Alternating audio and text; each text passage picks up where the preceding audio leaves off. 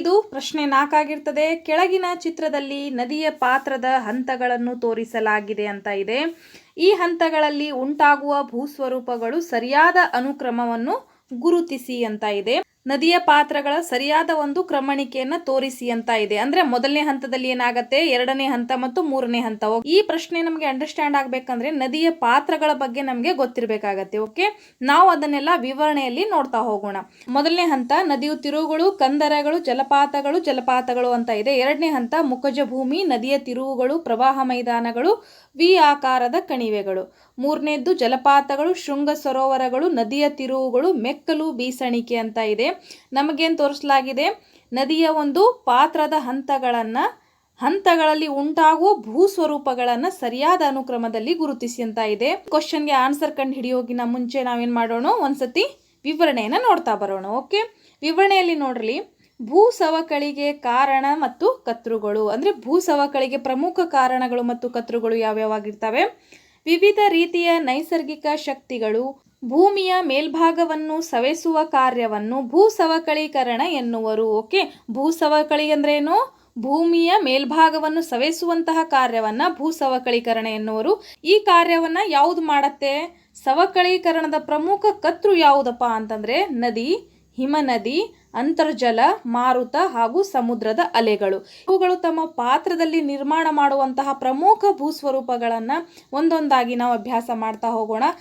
ಅದರಲ್ಲಿ ಪ್ರಮುಖ ಯಾವುದಾಗತ್ತೆ ನಮಗೆ? ನದಿ. ಮುಖ್ಯವಾಗಿ ನದಿ ಭೂಮಿಯ ಮೇಲ್ಭಾಗವನ್ನು ಸವೆಸುವ ಕಾರ್ಯದಲ್ಲಿ ಮುಖ್ಯವಾದ ಕರ್ತೃ ಯಾವುದು? ನದಿಯಾಗಿರ್ತದೆ. ಉಗಮದಿಂದ ಸಮುದ್ರದವರೆಗೆ ತನ್ನ ಕಣಿವೆಯಲ್ಲಿ ಹರಿಯುವ ಶುದ್ಧ ನೀರಿನ ಜಲಧಾರೆ ನದಿ. ನದಿ ಅಂದ್ರೆ ಏನು? ಉಗಮದಿಂದ ಸಮುದ್ರಕ್ಕೆ ಸೇರುವ ತನ್ನ ಕಣಿವೆಯಲ್ಲಿ ಹರಿಯುವ ಶುದ್ಧ ನೀರಿನ ಜಲಧಾರೆ ನದಿ. ಹರಿಯುವ ನದಿಯ ನೀರು ಭೂ ಮೇಲ್ಮೈಯಲ್ಲಿ ವಿಸ್ತಾರವಾದ ಭಾಗದಲ್ಲಿ ಸವಕಳೀಕರಣ ಕಾರ್ಯವನ್ನು ನಿರ್ವಹಿಸುತ್ತದೆ. ಓಕೆ, ಸವಕಳಿ ಕಾರ್ಯವನ್ನು ನಿರ್ವಹಿಸುವ ಪ್ರಮುಖ ಕರ್ತೃ ಯಾವುದಾಗಿರ್ತದಪ್ಪ ಅಂತಂದ್ರೆ ನದಿ ಆಗಿರುತ್ತದೆ. ನದಿಗಳು ಸಾಮಾನ್ಯವಾಗಿ ಚಿಲುಮೆ, ಹಿಮನದಿ ಅಥವಾ ಮಳೆ ನೀರಿನ ಮೂಲದಿಂದ ಉಗಮವಾಗುತ್ತವೆ.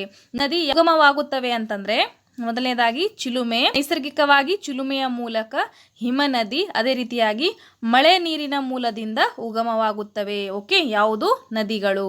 ನೆಕ್ಸ್ಟ್ ನೋಡೋಣ, ನದಿ ಹರಿಯುವ ಮಾರ್ಗವೇ ನದಿಯ ಪಾತ್ರ. ನದಿಯ ಪಾತ್ರ ಎಂದು ಯಾವುದನ್ನು ಕರೆಯಲಾಗ್ತದ? ನದಿ ಹರಿಯುವ ಮಾರ್ಗವೇ ನದಿಯ ಪಾತ್ರ. ನದಿಯು ಆರಂಭಗೊಳ್ಳುವ ಸ್ಥಾನವನ್ನು ನದಿ ಮೂಲ ಎಂದು ಕರೆಯುತ್ತಾರೆ. ನದಿ ಮೂಲ ಎಂದು ಯಾವುದನ್ನು ಕರೆಯುತ್ತಾರೆ ಅಂತ ಪ್ರಶ್ನೆ ಬರಬಹುದು, ನೆನ್ಪಿಟ್ಕೋರಿ. ನದಿಯು ಆರಂಭಗೊಳ್ಳುವ ಸ್ಥಾನವನ್ನು ನದಿಯ ಮೂಲ ಎಂದು ಕರೆಯಲಾಗುತ್ತದೆ.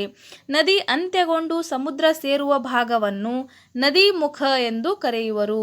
ನದಿ ಅಂತ್ಯಗೊಂಡು ಸಮುದ್ರ ಸೇರುವ ಭಾಗವನ್ನು ಏನೆಂದು ಕರೆಯುತ್ತಾರೆ ಅಂದರೆ ನದಿ ಮುಖ ಎಂದು ಕರೆಯುತ್ತಾರೆ. ಅದೇ ರೀತಿಯಾಗಿ ಒಂದು ಸಣ್ಣ ನದಿಯು ತನ್ನ ಕಣಿವೆಯಲ್ಲಿ ಮತ್ತೊಂದು ಪ್ರಧಾನ ನದಿಯನ್ನು ಸೇರಿದ್ದಲ್ಲಿ ಅದನ್ನು ಉಪನದಿ ಎಂದು ಕರೆಯುವರು. ಅಂದರೆ ಸಣ್ಣ ಸಣ್ಣ ನದಿಗಳು ಪ್ರಧಾನ ನದಿಗಳಿಗೆ ಹೋಗಿ ಸೇರುವುದನ್ನು ಏನಂತ ಕರಿತೀವಿ ನಾವು? ಉಪನದಿಗಳು ಅಂತ ಕರಿತೀವಿ. ಓಕೆ, ಒಂದು ನದಿ ಮತ್ತೊಂದು ನದಿಯನ್ನು ಸೇರುವ ಸ್ಥಳವನ್ನು ಸಂಗಮ ಎಂದು ಕರೆಯುತ್ತೇವೆ. ಇಂಪಾರ್ಟೆಂಟ್ ಆಗತ್ತೆ. ಒಂದು ನದಿ ಮತ್ತೊಂದು ನದಿಯನ್ನು ಸೇರುವ ಸ್ಥಳವನ್ನು ಏನಂತ ಕರಿತೀವಿ? ಸಂಗಮ ಎಂದು ಕರೆಯುತ್ತೇವೆ. ನದಿಯ ಪಾತ್ರವನ್ನು ಮೇಲ್ಕಣಿವೆ ಪಾತ್ರ, ಮಧ್ಯ ಕಣಿವೆ ಪಾತ್ರ, ಅದೇ ರೀತಿಯಾಗಿ ಕೆಳಕಣಿವೆ ಪಾತ್ರ ಎಂದು 3 ಹಂತಗಳಾಗಿ ವಿಂಗಡಿಸಬಹುದು. ಹಾಗಾದರೆ ನದಿಯನ್ನು ಎಷ್ಟು ಹಂತಗಳಾಗಿ ವಿಂಗಡಣೆ ಮಾಡಬಹುದು? 3 ಹಂತಗಳಾಗಿ ವಿಂಗಡಣೆ ಮಾಡಬಹುದು. ಯಾವ್ಯಾವು? ಮೇಲ್ಕಣಿವೆ ಪಾತ್ರ, ಮಧ್ಯ ಕಣಿವೆ ಪಾತ್ರ ಮತ್ತು ಕೆಳಕಣಿವೆ ಪಾತ್ರ. ಓಕೆ, ಈ ಹಂತಗಳ ನದಿಯ ನೀರಿನ ಪ್ರಮಾಣ, ನೀರಿನ ವೇಗ ಮತ್ತು ನದಿ ಪಾತ್ರದ ಭೂಸ್ವರೂಪದ ಬೇರೆ ಬೇರೆ ರೀತಿಯಲ್ಲಿರುವುದು ಪ್ರತಿ ಹಂತದಲ್ಲಿಯೂ ನದಿಯ ಕಾರ್ಯ ಹಾಗೂ ಅದರಿಂದ ಉಂಟಾಗುವ ಭೂಸ್ವರೂಪಗಳು ವಿಶಿಷ್ಟವಾಗಿವೆ. ನೋಡ್ರಿ, ಇಂಪಾರ್ಟೆಂಟ್ ಏನಾಗತ್ತಪ್ಪ ಅಂತಂದ್ರೆ ಈ 3 ಹಂತಗಳಲ್ಲಿ ಅಂದ್ರೆ ಪಾತ್ರದಲ್ಲಿ ಇರುವಂತಹ ನೀರಿನ ವೇಗ ಮತ್ತು ಅವುಗಳು ನಿರ್ಮಿಸಿರುವಂತಹ ಭೂಸ್ವರೂಪ, ನೆಕ್ಸ್ಟ್ ಅದೇ ರೀತಿಯಾಗಿ ಮಧ್ಯ ಕಣಿವೆ ಪಾತ್ರ ಮತ್ತು ಕೆಳಕಣಿವೆ ಪಾತ್ರಗಳಲ್ಲಿ ನೀರಿನ ವೇಗ ಮತ್ತು ನದಿಯ ಪಾತ್ರದ ಭೂಸ್ವರೂಪ, ಇವೆಲ್ಲವೂ ಕೂಡ ಏನಪ್ಪಾ ಅಂತಂದ್ರೆ ಈ 3 ಹಂತಗಳಲ್ಲಿ ಏನಾಗತ್ತಪ್ಪ ಅಂತಂದ್ರೆ ವಿಶಿಷ್ಟವಾದಂತಹ ಒಂದು ಭೂಸ್ವರೂಪಗಳು ನಿರ್ಮಾಣವಾಗ್ತಾ ಹೋಗ್ತದ. ಹಾಗಾಗಿ ನೋಡೋಣ, ಒಂದೊಂದಾಗಿ ನಾವು ಅಭ್ಯಾಸ ಮಾಡ್ತಾ ಹೋಗೋಣ. ಮೊದಲನೇದಾಗಿ ಮೇಲ್ಕಣಿವೆ ಪಾತ್ರ. ಓಕೆ, ನದಿಯ ಪಾತ್ರದಲ್ಲಿ 3 ಹಂತಗಳಿದ್ದು ಮೇಲ್ಕಣಿವೆ, ಮಧ್ಯ ಕಣಿವೆ ಮತ್ತು ಕೆಳಕಣಿವೆ. ಇದರಲ್ಲಿ ಮೊದಲನೇದಾಗಿ ಯಾವುದು? ಮೇಲ್ಕಣಿವೆ ಪಾತ್ರ. ನೋಡೋಣ ಮೇಲ್ಕಣಿವೆ ಪಾತ್ರದ ಬಗ್ಗೆ. ಈ ಹಂತದಲ್ಲಿ ಎತ್ತರ ಭಾಗದಲ್ಲಿದ್ದು, ಹಂತದಲ್ಲಿ ಏನಾಗಿರ್ತದಪ್ಪ ನದಿ ಅಂದರೆ ಎತ್ತರ ಭಾಗದಲ್ಲಿ ಇರುತ್ತದೆ. ಎತ್ತರ ಭಾಗದಲ್ಲಿದ್ದು ಮುಖ್ಯವಾಗಿ ಸವೇತ ಕಾರ್ಯವನ್ನು ನಿರ್ವಹಿಸುವುದು. ವೆರಿ ಇಂಪಾರ್ಟೆಂಟ್, ನೆನ್ಪಿಟ್ಕೋರಿ. ಯಾವ ನದಿಯ ಪಾತ್ರದಲ್ಲಿ ಸವೇತ ಕಾರ್ಯ ಅತಿ ಹೆಚ್ಚು ನಮಗೆ ಕಾಣಸಿಗ್ತದಪ್ಪ ಅಂತಂದರೆ ಮೇಲ್ಕಣಿವೆ ಒಂದು ಪಾತ್ರದಲ್ಲಿ. ಓಕೆ, ಮೇಲ್ಕಣಿವೆ ಪಾತ್ರದಲ್ಲಿ ಸವೇತ ಕಾರ್ಯವನ್ನು ನಿರ್ವಹಿಸುವುದು. ಅದರಲ್ಲಿಯೂ ತಳ ಸವೇತ ಇದು ಬರಬಹುದು ನಿಮಗೆ, ಹಾಗಾಗಿ ನೆನ್ಪಿಟ್ಕೋರಿ. ತಳ ಸವೇತ ಅಥವಾ ಸವೇತ ಕಾರ್ಯವನ್ನು ಯಾವ ನದಿಯ ಹಂತ ನಿರ್ಮಿಸುತ್ತದೆ ಅಂತ ಕ್ವಶನ್ ಬರಬಹುದು. ಮೇಲ್ಕಣಿವೆ ಪಾತ್ರ. ಓಕೆ, ನೆನ್ಪಿಟ್ಕೋರಿ. ಮೇಲ್ಕಣಿವೆ ಪಾತ್ರದಲ್ಲಿ ಏನಾಗತ್ತೆ, ಎತ್ತರ ಭಾಗದಲ್ಲಿರ್ತದೆ. ಅದೇ ರೀತಿಯಾಗಿ ಮುಖ್ಯವಾಗಿ ಸವೇತ ಕಾರ್ಯವನ್ನು ನಿರ್ವಹಿಸುವುದು. ಅದರಲ್ಲಿಯೂ ತಳ ಸವೇತವನ್ನು ಹೆಚ್ಚು, ಅಂದರೆ ನದಿಯು ತನ್ನ ಕಣಿವೆಯನ್ನು ಆಳವಾಗಿ ಕೊರೆಯುವುದು. ಯಾವುದರಲ್ಲಿ? ಮೇಲ್ಕಣಿವೆ ಪಾತ್ರದಲ್ಲಿ. ಇದರಿಂದ ಆಳವಾದ ಕಂದರಗಳು, ಮಹಾಕಂದರ, ವಿ ಆಕಾರದ ಕಣಿವೆಗಳು. ವೆರಿ ಇಂಪಾರ್ಟೆಂಟ್, ಇವುಗಳ ಮೇಲೆ ಪ್ರತಿ ಸರಿಯೂ ಕೂಡ ಕ್ವಶನ್ ಬರ್ತಿದ್ದಾವೆ, ಹಾಗಾಗಿ ನೆನ್ಪಿಟ್ಕೋರಿ. ಆಳವಾದ ಕಂದರಗಳು ಮತ್ತು ಮಹಾಕಂದರ, ವಿ ಆಕಾರದ ಕಣಿವೆಗಳು, ಜಲಪಾತಗಳು. ಫಾರ್ ಎಕ್ಸಾಂಪಲ್ ಏಂಜಲ್ ಜಲಪಾತ, ನಯಾಗಾರ ಜಲಪಾತ, ಜೋಗ ಜಲಪಾತ ಇತ್ಯಾದಿ ಜಲಪಾತಗಳು ಮತ್ತು ಕುಂಭಗಳು ಮೊದಲಾದ ಭೂಸ್ವರೂಪಗಳು ನಿರ್ಮಾಣವಾಗುತ್ತವೆ. ಓಕೆ, ಗೊತ್ತಾಯ್ತಲ್ವಾ? ಮೇಲ್ಕಣಿವೆ ಪಾತ್ರದಲ್ಲಿ ಏನೇನು ನಿರ್ಮಾಣ ಆಗ್ತದೆ? ಆಳವಾದ ಕಂದರ, ಮಹಾಕಂದರ, ವಿ ಆಕಾರದ ಕಣಿವೆಗಳು, ಜಲಪಾತಗಳು ಮತ್ತು ಕುಂಭಗಳು. ಇವೆಲ್ಲ ಕಂಡುಬರುವುದು ಎಲ್ಲಿ? ಮೇಲ್ಕಣಿವೆ ಪಾತ್ರದಲ್ಲಿ. ಹಾಗಾದರೆ ಮೇಲ್ಕಣಿವೆ ಪಾತ್ರದಲ್ಲಿ ಬರುವಂತಹ ಒಂದು ಭೂಸ್ವರೂಪಗಳನ್ನು ನೆನ್ಪಿಟ್ಕೋರಿ. ಓಕೆ, ಈ ಎಲ್ಲ ಭೂಸ್ವರೂಪಗಳು ಮೇಲ್ಕಣಿವೆ ಪಾತ್ರ. ನೆಕ್ಸ್ಟ್ ನೋಡೋಣ, ಮಧ್ಯ ಕಣಿವೆ ಪಾತ್ರದ ಬಗ್ಗೆ ನೋಡ್ತಾ ಹೋಗೋಣ. ಈ ಹಂತದಲ್ಲಿ ನದಿಯು ಮೈದಾನವನ್ನು ಪ್ರವೇಶಿಸುವುದು. ಓಕೆ, ಮಧ್ಯ ಕಣಿವೆ ಪಾತ್ರದಲ್ಲಿ ನದಿ ಏನು ಮಾಡ್ತದಪ್ಪ ಅಂತಂದರೆ ಮೈದಾನವನ್ನು ಪ್ರವೇಶ ಮಾಡ್ತದೆ. ಆಗ ಇಲ್ಲಿ ನದಿಯ ಪಾತ್ರದ ಇಳಿಜಾರು ಕಡಿಮೆಯಾಗುವುದು. ಅಂದರೆ ಮೇಲ್ಕಣಿವೆಯಲ್ಲಿ ಏನಿತ್ತು, ನದಿಯು ಅತ್ಯಂತ ಎತ್ತರದಿಂದ ಹರಿತಿತ್ತು. ಹಾಗಾಗಿ ಅಲ್ಲಿ ಏನಾಗ್ತಿತ್ತಪ್ಪ ಅಂತಂದರೆ ಅಲ್ಲಿ ನದಿಯ ನೀರು ತುಂಬ ಫಾಸ್ಟ್ ಇತ್ತು, ರಭಸವಾಗಿ ಇತ್ತು.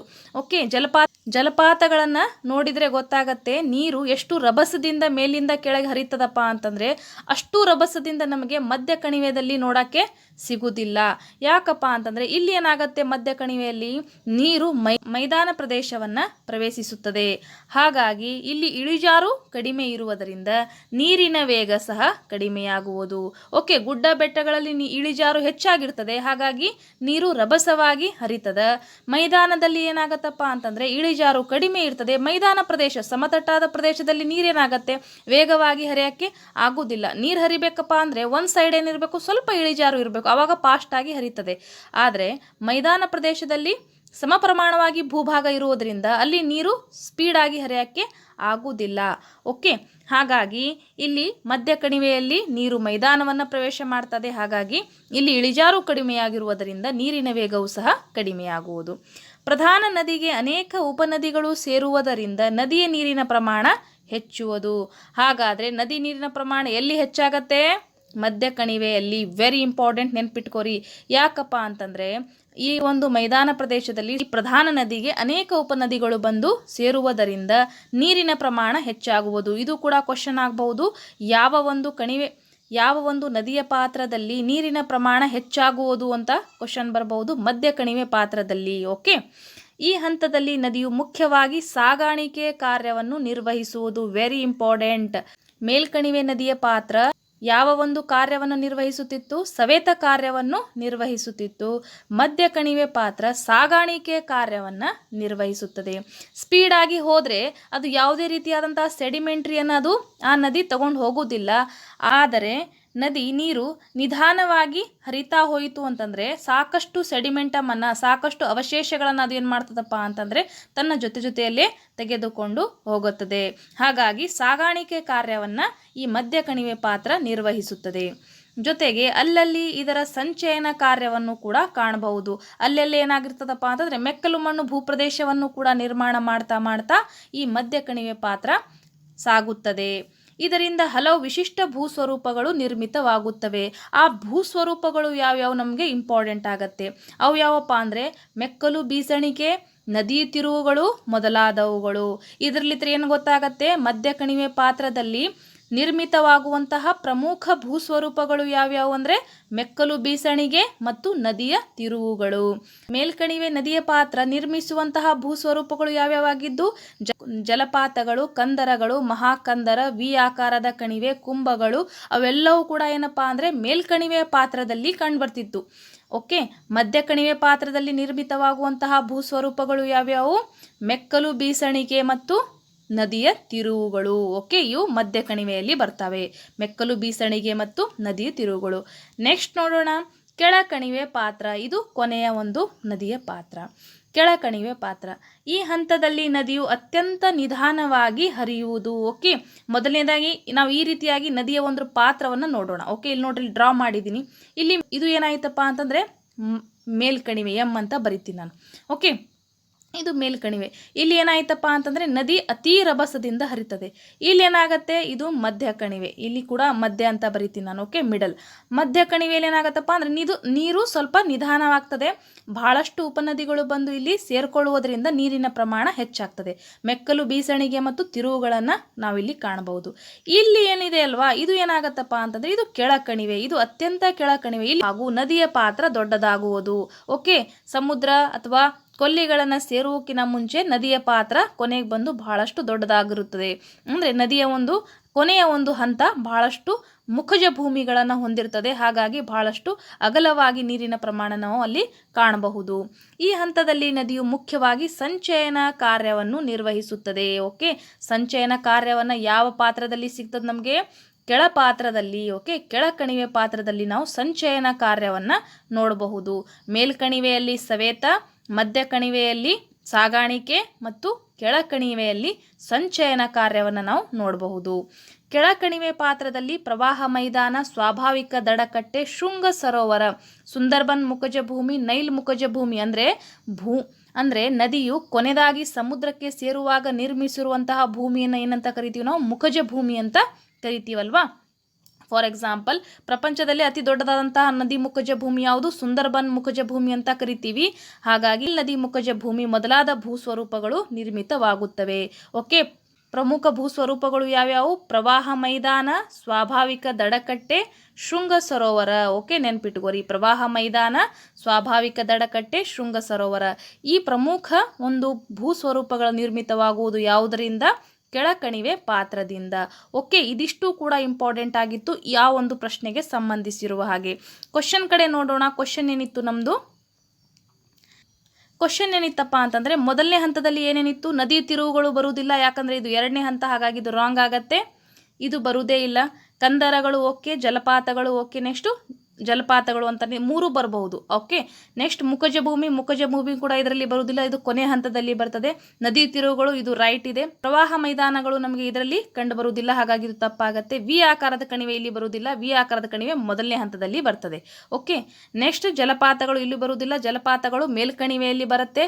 ಶೃಂಗ ಸರೋವರಗಳು ನಮಗೆ ಎಲ್ಲಿ ಕಂಡು ಬರ್ತಾವಪ್ಪ ಅಂತಂದರೆ ಕೊನೆಯ ಹಂತದಲ್ಲಿ ಕಂಡು ಬರ್ತಾವೆ, ಹಾಗಾಗಿ 3ನೇ ಹಂತದಲ್ಲಿ ಶೃಂಗ ಸರೋವರಗಳು ಕಂಡು ಬರ್ತವೆ. ನದಿ ತಿರುವುಗಳು 2ನೇ ಹಂತ, ಮೆಕ್ಕಲು ಬೀಸಣಿಗೆ ಕೂಡ 2ನೇ ಹಂತ, ಹಾಗಾಗಿ ಇವೆರಡು ತಪ್ಪಾಗತ್ತೆ. ಓಕೆ, ಹಾಗಾದರೆ ಈ ಪ್ರಶ್ನೆಗೆ ಸರಿಯಾದಂತಹ ಉತ್ತರ ಕಂದರಗಳು, ನದಿಯ ತಿರುವುಗಳು, ಶೃಂಗ ಸರೋವರಗಳು. Option 2 is a right answer. Okay, ಹಾಗಾದರೆ ಈ ಪ್ರಶ್ನೆಗೆ ಸರಿಯಾದಂತಹ ಉತ್ತರ ಆಪ್ಷನ್ 2 ಆಗತ್ತೆ. ನೋಡಿದ್ರಲ್ವಾ, ಇಷ್ಟು ಇನ್ಫಾರ್ಮೇಷನ್ ಗೊತ್ತಿದ್ರೆ ನಮಗೆ ಒಂದು ಕ್ವಶನನ್ನು ಸಾಲ್ವ್ ಮಾಡೋಕ್ಕೆ ಈಸಿ ಆಗುತ್ತೆ. ಹಾಗಾಗಿ ಭಾಳ ಇಂಪಾರ್ಟೆಂಟ್ ಆಗಿರ್ತವೆ. ಇಲ್ಲಿ ಇದ್ರ ಮೇಲೆ ಕೂಡ ನೆಕ್ಸ್ಟ್ ಟೈಮ್ ನಿಮಗೆ ಬೇರೆ ರೀತಿಯಾದಂತಹ ಪ್ರಶ್ನೆ ಬಂದರೆ ಈ ಅಷ್ಟು ಮಾಹಿತಿಗಳನ್ನು ನೀವು ನೆನಪಲ್ಲಿ ಇಟ್ಕೊಂಡ್ಬಿಟ್ಟಿಗೆ ಈಸಿ ಆಗುತ್ತೆ. ಓಕೆ, ನೋಟ್ಸ್ ಮಾಡಿಕೊಂಡು ಅಭ್ಯಾಸ ಮಾಡ್ಕೊಳ್ಳಿ. ಇದು TET 2017ರಲ್ಲಿ ಕೇಳಾದಂತಹ ಪ್ರಶ್ನೆ ಆಗಿತ್ತು. ಓಕೆ, ನೆಕ್ಸ್ಟ್ ಕ್ವಶನ್ ನೋಡೋಣ. ಪ್ರಶ್ನೆ 5, ಕರಗಿದ ಲಾವಾರಸದಿಂದ ಉಂಟಾಗುವ ಕಲ್ಲು ಶಿಲೆ ಅಂತ ಇದೆ. ಓಕೆ, ಕರಗಿದ ಲಾವಾರಸದಿಂದ ಉಂಟಾಗುವ ಕಲ್ಲು ಶಿಲೆ ಯಾವುದು? ಇದು TET 2019ರಲ್ಲಿ ಕೇಳಾದಂತಹ ಪ್ರಶ್ನೆ. ಅಗ್ನಿಶಿಲೆ, ಸಂಚಿತ ಶಿಲೆ, ರೂಪಾಂತರ ಶಿಲೆ ಮತ್ತು ಸುಣ್ಣದ ಶಿಲೆ ಅಂತ ಇದೆ. ಮೊದಲನೇ ಪ್ರಶ್ನೆಯಲ್ಲಿ ನಾವು ವಿವರಣೆಯನ್ನು ಸರಿಯಾಗಿ ನೋಡಿದರೆ ಈ ಒಂದು ಪ್ರಶ್ನೆ ನಾವು ಈಸಿಯಾಗಿ ಗುರುತಿಸಬಹುದು. ಅದಕ್ಕಿಂತ ಮುಂಚೆ ನಾವು ಸ್ವಲ್ಪ ವಿವರಣೆಯನ್ನು ನೋಡ್ತಾ ಹೋಗೋಣ.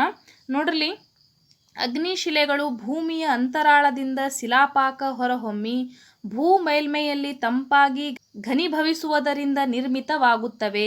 ಅಗ್ನಿಶಿಲೆಗಳು ನೋಡ್ರಿ, ಅಗ್ನಿಶಿಲೆಗಳು ಏನಾಗ್ತವೆ? ಭೂಮಿಯ ಅಂತರಾಳದಿಂದ ಶಿಲಾಪಾಕ ಹೊರಹೊಮ್ಮಿ ಭೂ ಮೇಲ್ಮೈಯಲ್ಲಿ ತಂಪಾಗಿ ಘನೀಭವಿಸುವುದರಿಂದ ನಿರ್ಮಿತವಾಗುವಂತಹ ಒಂದು ಶಿಲೆಗಳು ಯಾವುದು? ಅಗ್ನಿ ಶಿಲೆಗಳು. ಓಕೆ, ಇಂಪಾರ್ಟೆಂಟ್ ಆಗತ್ತೆ.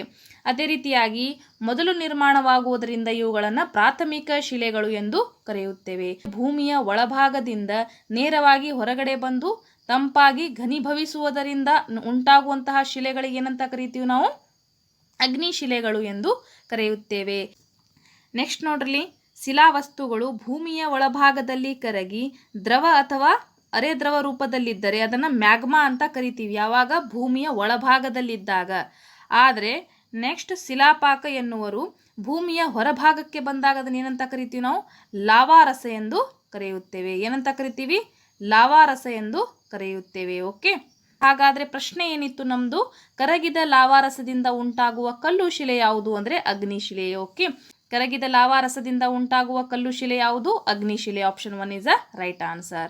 ನೆಕ್ಸ್ಟ್ ನೋಡೋಣ ಮುಂದಿನ ಪ್ರಶ್ನೆ ಯಾವ ರೀತಿ ಇದೆ ಅಂತ. ಪ್ರಶ್ನೆ ಸಂಖ್ಯೆ 6, ಅಣಬೆ ಬಂಡೆಗಳು ಕಂಡು ಬರುವುದು ಅಂತ ಇದೆ. ಇದು TET 2019ರಲ್ಲಿ ಕೇಳಾದಂತಹ ಪ್ರಶ್ನೆ. ಅಣಬೆ ಬಂಡೆಗಳು ಕಂಡು ಬರುವುದು. ಆಪ್ಷನ್ಸ್ಗಳನ್ನು ನೋಡಿ: ಮರುಭೂಮಿಗಳು, ನದಿ ಕಣಿವೆಗಳು, ಹಿಮ ನದಿಗಳು ಮತ್ತು ಸಮುದ್ರಗಳು ಅಂತ ಇದೆ. ಅಣಬೆ ಬಂಡೆಗಳು ಎಲ್ಲಿ ಕಂಡು ಬರ್ತಾವೆ ಅಂತ ಇದೆ. ವಿವರಣೆಯನ್ನು ನೋಡ್ತಾ ಬರೋಣ, ಆಮೇಲೆ ಪ್ರಶ್ನೆ ಕಡೆ ಹೋಗೋಣ. ಮೊದಲನೇದಾಗಿ ನೋಡಿ, ಮಾರುತಗಳು. ಮಾರುತಗಳ ಕಾರ್ಯವು ಶುಷ್ಕ ಅಥವಾ ಮರುಭೂಮಿ ಪ್ರದೇಶಗಳಲ್ಲಿ ಸಾಮಾನ್ಯವಾಗಿದೆ. ಹಾಗಾಗಿ ಮಾರುತಗಳ ಕಾರ್ಯ ಎಲ್ಲಿ ಕಂಡು ಬರ್ತದೆ ನಮಗೆ? ಹೆಚ್ಚಾಗಿ ಶುಷ್ಕ ಮತ್ತು ಮರುಭೂಮಿ ಪ್ರದೇಶಗಳಲ್ಲಿ ಸಾಮಾನ್ಯವಾಗಿ ಕಂಡುಬರುತ್ತದೆ. ಮರುಭೂಮಿಗಳಲ್ಲಿ ಅಡೆತಡೆ ಇಲ್ಲದೆ ಅತ್ಯಂತ ವೇಗವಾಗಿ ಬೀಸುವ ಗಾಳಿಯು ಭೂ ಮೇಲ್ಮೈಯನ್ನು ಸವೆಸಿ ಸಾಗಿಸಿ ಆ ನಂತರ ಅವುಗಳನ್ನು ಸಂಚಯಿಸಿ ವಿವಿಧ ಬಗೆಯ ಭೂಸ್ವರೂಪಗಳನ್ನು ನಿರ್ಮಿಸುತ್ತವೆ.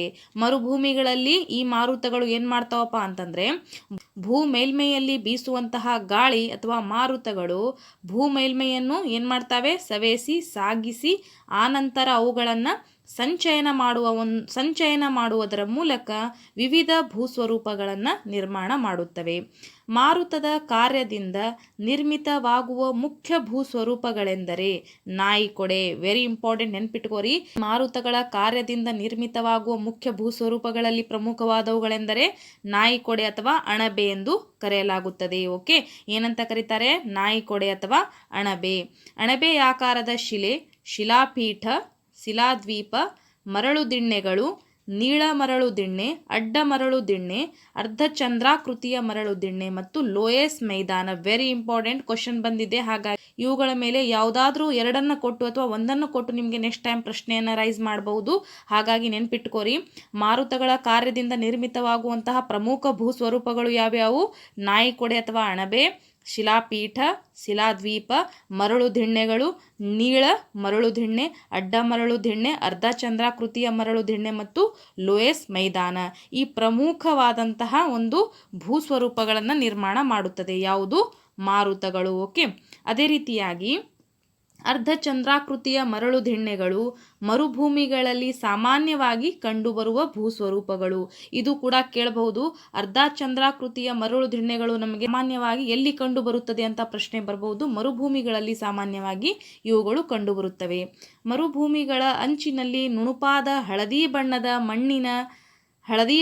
ಮಣ್ಣಿನ ಕಣಗಳಿಂದ ಸಂಚಯನಗೊಂಡ ಪ್ರದೇಶವನ್ನು ಲೋಯಸ್ ಎಂದು ಕರೆಯುವರು. Very important. ಇದರ ಮೇಲೆ 2021 TETಯಲ್ಲಿ ಕ್ವಶನ್ ಬಂದಿದೆ. ಹಾಗಾಗಿ ನೆನ್ಪಿಟ್ಕೋರಿ. ಲೋಯಸ್ ಮೈದಾನ ಎಂದು ಯಾವುದನ್ನು ಕರೆಯಲಾಗ್ತದೆ? ನುಣುಪಾದ ಹಳದಿ ಬಣ್ಣದ ಮಣ್ಣಿನ ಕಣಗಳಿಂದ ಸಂಚಯನಗೊಂಡ ಪ್ರದೇಶವನ್ನು ಲೋಯಸ್ ಎಂದು ಕರೆಯುವರು. ಉದಾಹರಣೆಗೆ ಚೈನಾದ ಲೋಯಸ್ ಮೈದಾನ. ಲೋಯಸ್ ಅಂದರೆ ಏನು ಗೊತ್ತಿದೆ ಅಲ್ವಾ? ನುಣುಪಾದ ಹಳದಿ ಬಣ್ಣದ ಮಣ್ಣಿನ ಒಂದು ಕಣಗಳಿಂದ ಸಂಚಯನಗೊಂಡ ಪ್ರದೇಶವನ್ನು ಲೋಯಸ್ ಮೈದಾನ ಎಂದು ಕರೆಯುತ್ತೇವೆ ಅಥವಾ ಲೋಯಸ್ ಎಂದು ಕರೆಯುತ್ತೇವೆ. ಓಕೆ, ಇದಿಷ್ಟು ಕೂಡ ಇನ್ಫಾರ್ಮೇಷನು. ಹಾಗಾದರೆ ಈ ಪ್ರಶ್ನೆಗೆ ಇದಿಷ್ಟು ಕೂಡ ಮಾಹಿತಿ. ಅಣಬೆ ಬಂಡೆಗಳು ಕಂಡುಬರುವುದು ಎಲ್ಲಿ? ಹಾಗಾದರೆ ಆಪ್ಷನ್ ನೋಡ್ರಿ, ಎಲ್ಲಿ ಕಂಡು ಬರ್ತದೆ? ಮರುಭೂಮಿಗಳಲ್ಲಿ. Option 1 is a right answer. ಅಣಬೆ ಬಂಡೆಗಳು ಅಥವಾ ನಾಯಿಕೊಡೆಗಳು ಕಂಡುಬರುವುದು ಎಲ್ಲಿ? ಮರುಭೂಮಿಗಳಲ್ಲಿ. ಓಕೆ, ನೆಕ್ಸ್ಟ್ ಪ್ರಶ್ನೆ ನೋಡೋಣ ಯಾವ ರೀತಿ ಇದೆ ಅಂತ. ಪ್ರಶ್ನೆ ಸಂಖ್ಯೆ 7, ಮಿಶ್ರಗೋಳ ಅಥವಾ ಮ್ಯಾಂಟಲ್ನ ಮೇಲ್ಭಾಗವನ್ನು ಹೀಗೆ ಕರೆಯಲಾಗಿದೆ ಅಂತ ಇದೆ. ಆಲ್ರೆಡಿ ನಾವು ಮೊದಲನೇ ಒಂದು ಪ್ರಶ್ನೆಯನ್ನು ನೋಡುವಾಗ ಈ ಪ್ರಶ್ನೆಗೆ ಸಂಬಂಧಿಸಿರುವ ಹಾಗೆ ಮಾಹಿತಿಯನ್ನು ನೋಡಿದ್ವಿ. ಮಿಶ್ರಗೋಳ ಅಥವಾ ಮ್ಯಾಂಟಲನ ಮೇಲ್ಭಾಗವನ್ನು ಹೀಗೆ ಕರೆಯಲಾಗಿದೆ. ಇದು TET 2020ರಲ್ಲಿ ಕೇಳಾದಂತಹ ಪ್ರಶ್ನೆ. ಆಸ್ಟಿನೋಸ್ಪಿಯರ್, ಬ್ಯಾರಿಸ್ಪಿಯರ್, ಮಿಜೋಸ್ಪಿಯರ್ ಮತ್ತು ಫೋಟೋಸ್ಪಿಯರ್ ಅಂತ ಇದೆ. ಮ್ಯಾಂಟಲನ ಮೇಲ್ಪದರನ ಏನಂತ ಕರೆಯಲಾಗ್ತದೆ? ಆಸ್ಟಿನೋಸ್ಪಿಯರ್ ಎಂದು ಕರೆಯಲಾಗುತ್ತದೆ. ಕೆಳಪದರನ ಏನಂತ ಕರೆಯಲಾಗ್ತದೆ? ಮೀಜೋಸ್ಪಿಯರ್ ಎಂದು ಕರೆಯಲಾಗುತ್ತದೆ. ಹಾಗಾದರೆ ಈ ಪ್ರಶ್ನೆಗೆ ಸರಿಯಾದಂತಹ ಉತ್ತರ ಆಪ್ಷನ್ 1 ಆಗತ್ತೆ. ಓಕೆ, ಇದಕ್ಕಿಂತ ಮುಂಚೆ ನಾವು ಸ್ವಲ್ಪ ವಿವರಣೆಯನ್ನು ನೋಡೋದಾದರೆ ಇಲ್ಲಿ ನೋಡ್ರಿ, ಆಲ್ರೆಡಿ ಮ್ಯಾಪ್ ಮೂಲಕ ನೀವು ತಿಳ್ಕೊಂಡಿರಿ. ನೆಕ್ಸ್ಟ್ ನೋಡ್ರಿ, ಅದಕ್ಕೆ ಸಂಬಂಧಿಸಿರೋ ಹಾಗೆ ಮಾಹಿತಿ ನೋಡೋಣ. ಮ್ಯಾಂಟಲ್ ಇದು ಭೂಮಿಯ ಅಂತರಾಳದ 2ನೇ ಹಾಗೂ ಮಧ್ಯಭಾಗದ ಪದರು. ಓಕೆ, ಮ್ಯಾಂಟಲ್ ಏನು? ಭೂಮಿ ಅಂತರಾಳದ 2ನೇ ಹಾಗೂ ಮಧ್ಯಭಾಗದ ಪದರು. ಮ್ಯಾಂಟಲ್ ವಲಯವು ಭೂಮಿಯಿಂದ ಸುಮಾರು 2900 ಕಿಲೋಮೀಟರ್ವರೆಗೆ ಆಳದವರೆಗೆ ಇರುವುದು. ಎಷ್ಟು ಆಳದವರೆಗೆ ಇದೆ? ಮ್ಯಾಂಟಲು 2900 ಕಿಲೋಮೀಟರ್ ಆಳದವರೆಗೆ ಇರುವುದು. ಇದರ ಮೇಲೆ ಮೇಲ್ಪದರದಲ್ಲಿನ ವಸ್ತುಗಳು ಭಾಗಶಃ ದ್ರವೀಕರಿಸಿದ ಸ್ಥಿತಿಯಲ್ಲಿರುವುದರಿಂದ ಇದನ್ನು ಶಿಲಾಪಾಕ ಅಥವಾ ಮ್ಯಾಗ್ಮಾ ಎಂದು ಕರೆಯುವರು. ಮೇಲ್ಪದರದಲ್ಲಿನ ವಸ್ತುಗಳು ಯಾವ ರೀತಿ ಇದಾವೆ? ಭಾಗಶಃ ದ್ರವೀಕರಿಸಿದ ಸ್ಥಿತಿಯಲ್ಲಿದೆ ಅಥವಾ ಅರೆದ್ರವ ಸ್ಥಿತಿಯಲ್ಲಿದೆ. ಎಲ್ಲಿ? ಶಿಲಾಪಾಕ. ಓಕೆ, ಮ್ಯಾಂಟಲ್ನ ಮೇಲ್ಪದರದಲ್ಲಿ. ಮ್ಯಾಂಟಲ್ ವಲಯವು ಹೆಚ್ಚು ಸಾಂದ್ರತೆಯುಳ್ಳ ಹಾಗೂ ಕಠಿಣ ಶಿಲಾವಸ್ತುಗಳಿಂದ ಕೂಡಿದ್ದು ಪ್ರಮುಖವಾಗಿ ಖನಿಜಗಳನ್ನು ಹೆಚ್ಚಾಗಿ ಹೊಂದಿದೆ. ಅವುಗಳೆಂದರೆ ಮ್ಯಾಗ್ನೀಷಿಯಂ ಮತ್ತು ಕಬ್ಬಿಣ. ಮ್ಯಾಂಟಲ್ನಲ್ಲಿ ನೋಡ್ರಿ, ಇದು ನೆನ್ಪಿಟ್ಕೋರಿ, ಮ್ಯಾಂಟಲಿನಲ್ಲಿ ಯಾವ ಖನಿಜ ವಸ್ತುಗಳು ಸಿಗುತ್ತವೆ ಅಂತ ಕ್ವಶನ್ ಬರಬಹುದು. ನೆನ್ಪಿಟ್ಕೋರಿ, ಮ್ಯಾಗ್ನೀಷಿಯಂ ಮತ್ತು ಕಬ್ಬಿಣ. ಓಕೆ, ಇದು ಮ್ಯಾಂಟಲ್ನಲ್ಲಿ ಸಿಗುವಂತಹ ಪ್ರಮುಖ ಖನಿಜಗಳು. ಇಲ್ಲಿ ಮ್ಯಾಂಟಲ್ನಲ್ಲಿ 2 ಭಾಗಗಳಿವೆ. ಮ್ಯಾಂಟಲ್ನ ಮೇಲ್ಪದರು ಯಾವುದು? ಆಸ್ಟಿನೋಸ್ಪಿಯರ್. ಈ ಪ್ರಶ್ನೆಗೆ ಉತ್ತರ ಇದೇ ಇತ್ತು ಎನ್ನುವರು. ಇದು ಭಾಗಶಃ ದ್ರವ ರೂಪದಲ್ಲಿದೆ. ಅಂದರೆ ನೇಲ್ ಪಾಲಿಶನ ಒಂದು ಉದಾಹರಣೆ ಕೊಟ್ಟಿದ್ನಲ್ವಾ ನಿಮಗೆ, ಅದು ಏನಪ್ಪ ಅಂದರೆ ಅರೆ ದ್ರವ ಸ್ಥಿತಿಯಲ್ಲಿದೆ ಅಥವಾ ಭಾಗಶಃ ದ್ರವ ರೂಪದಲ್ಲಿದೆ. ಏನು? ಮ್ಯಾಂಟಲನ ಮೇಲ್ಪದರು ಆಸ್ಟಿನೋಸ್ಪಿಯರ್. ಮ್ಯಾಂಟಲನ ಕೆಳಪದರು ಅಥವಾ ಮೆಜೋಸ್ಪಿಯರ್ ಎನ್ನುವರು. ಇದು ಘನ ರೂಪದಲ್ಲಿ ಇರುತ್ತದೆ. ನೆಕ್ಸ್ಟ್ ಟೈಮ್ ಇದು ಕ್ವಶನ್ ಬರಬಹುದು ನಿಮಗೆ.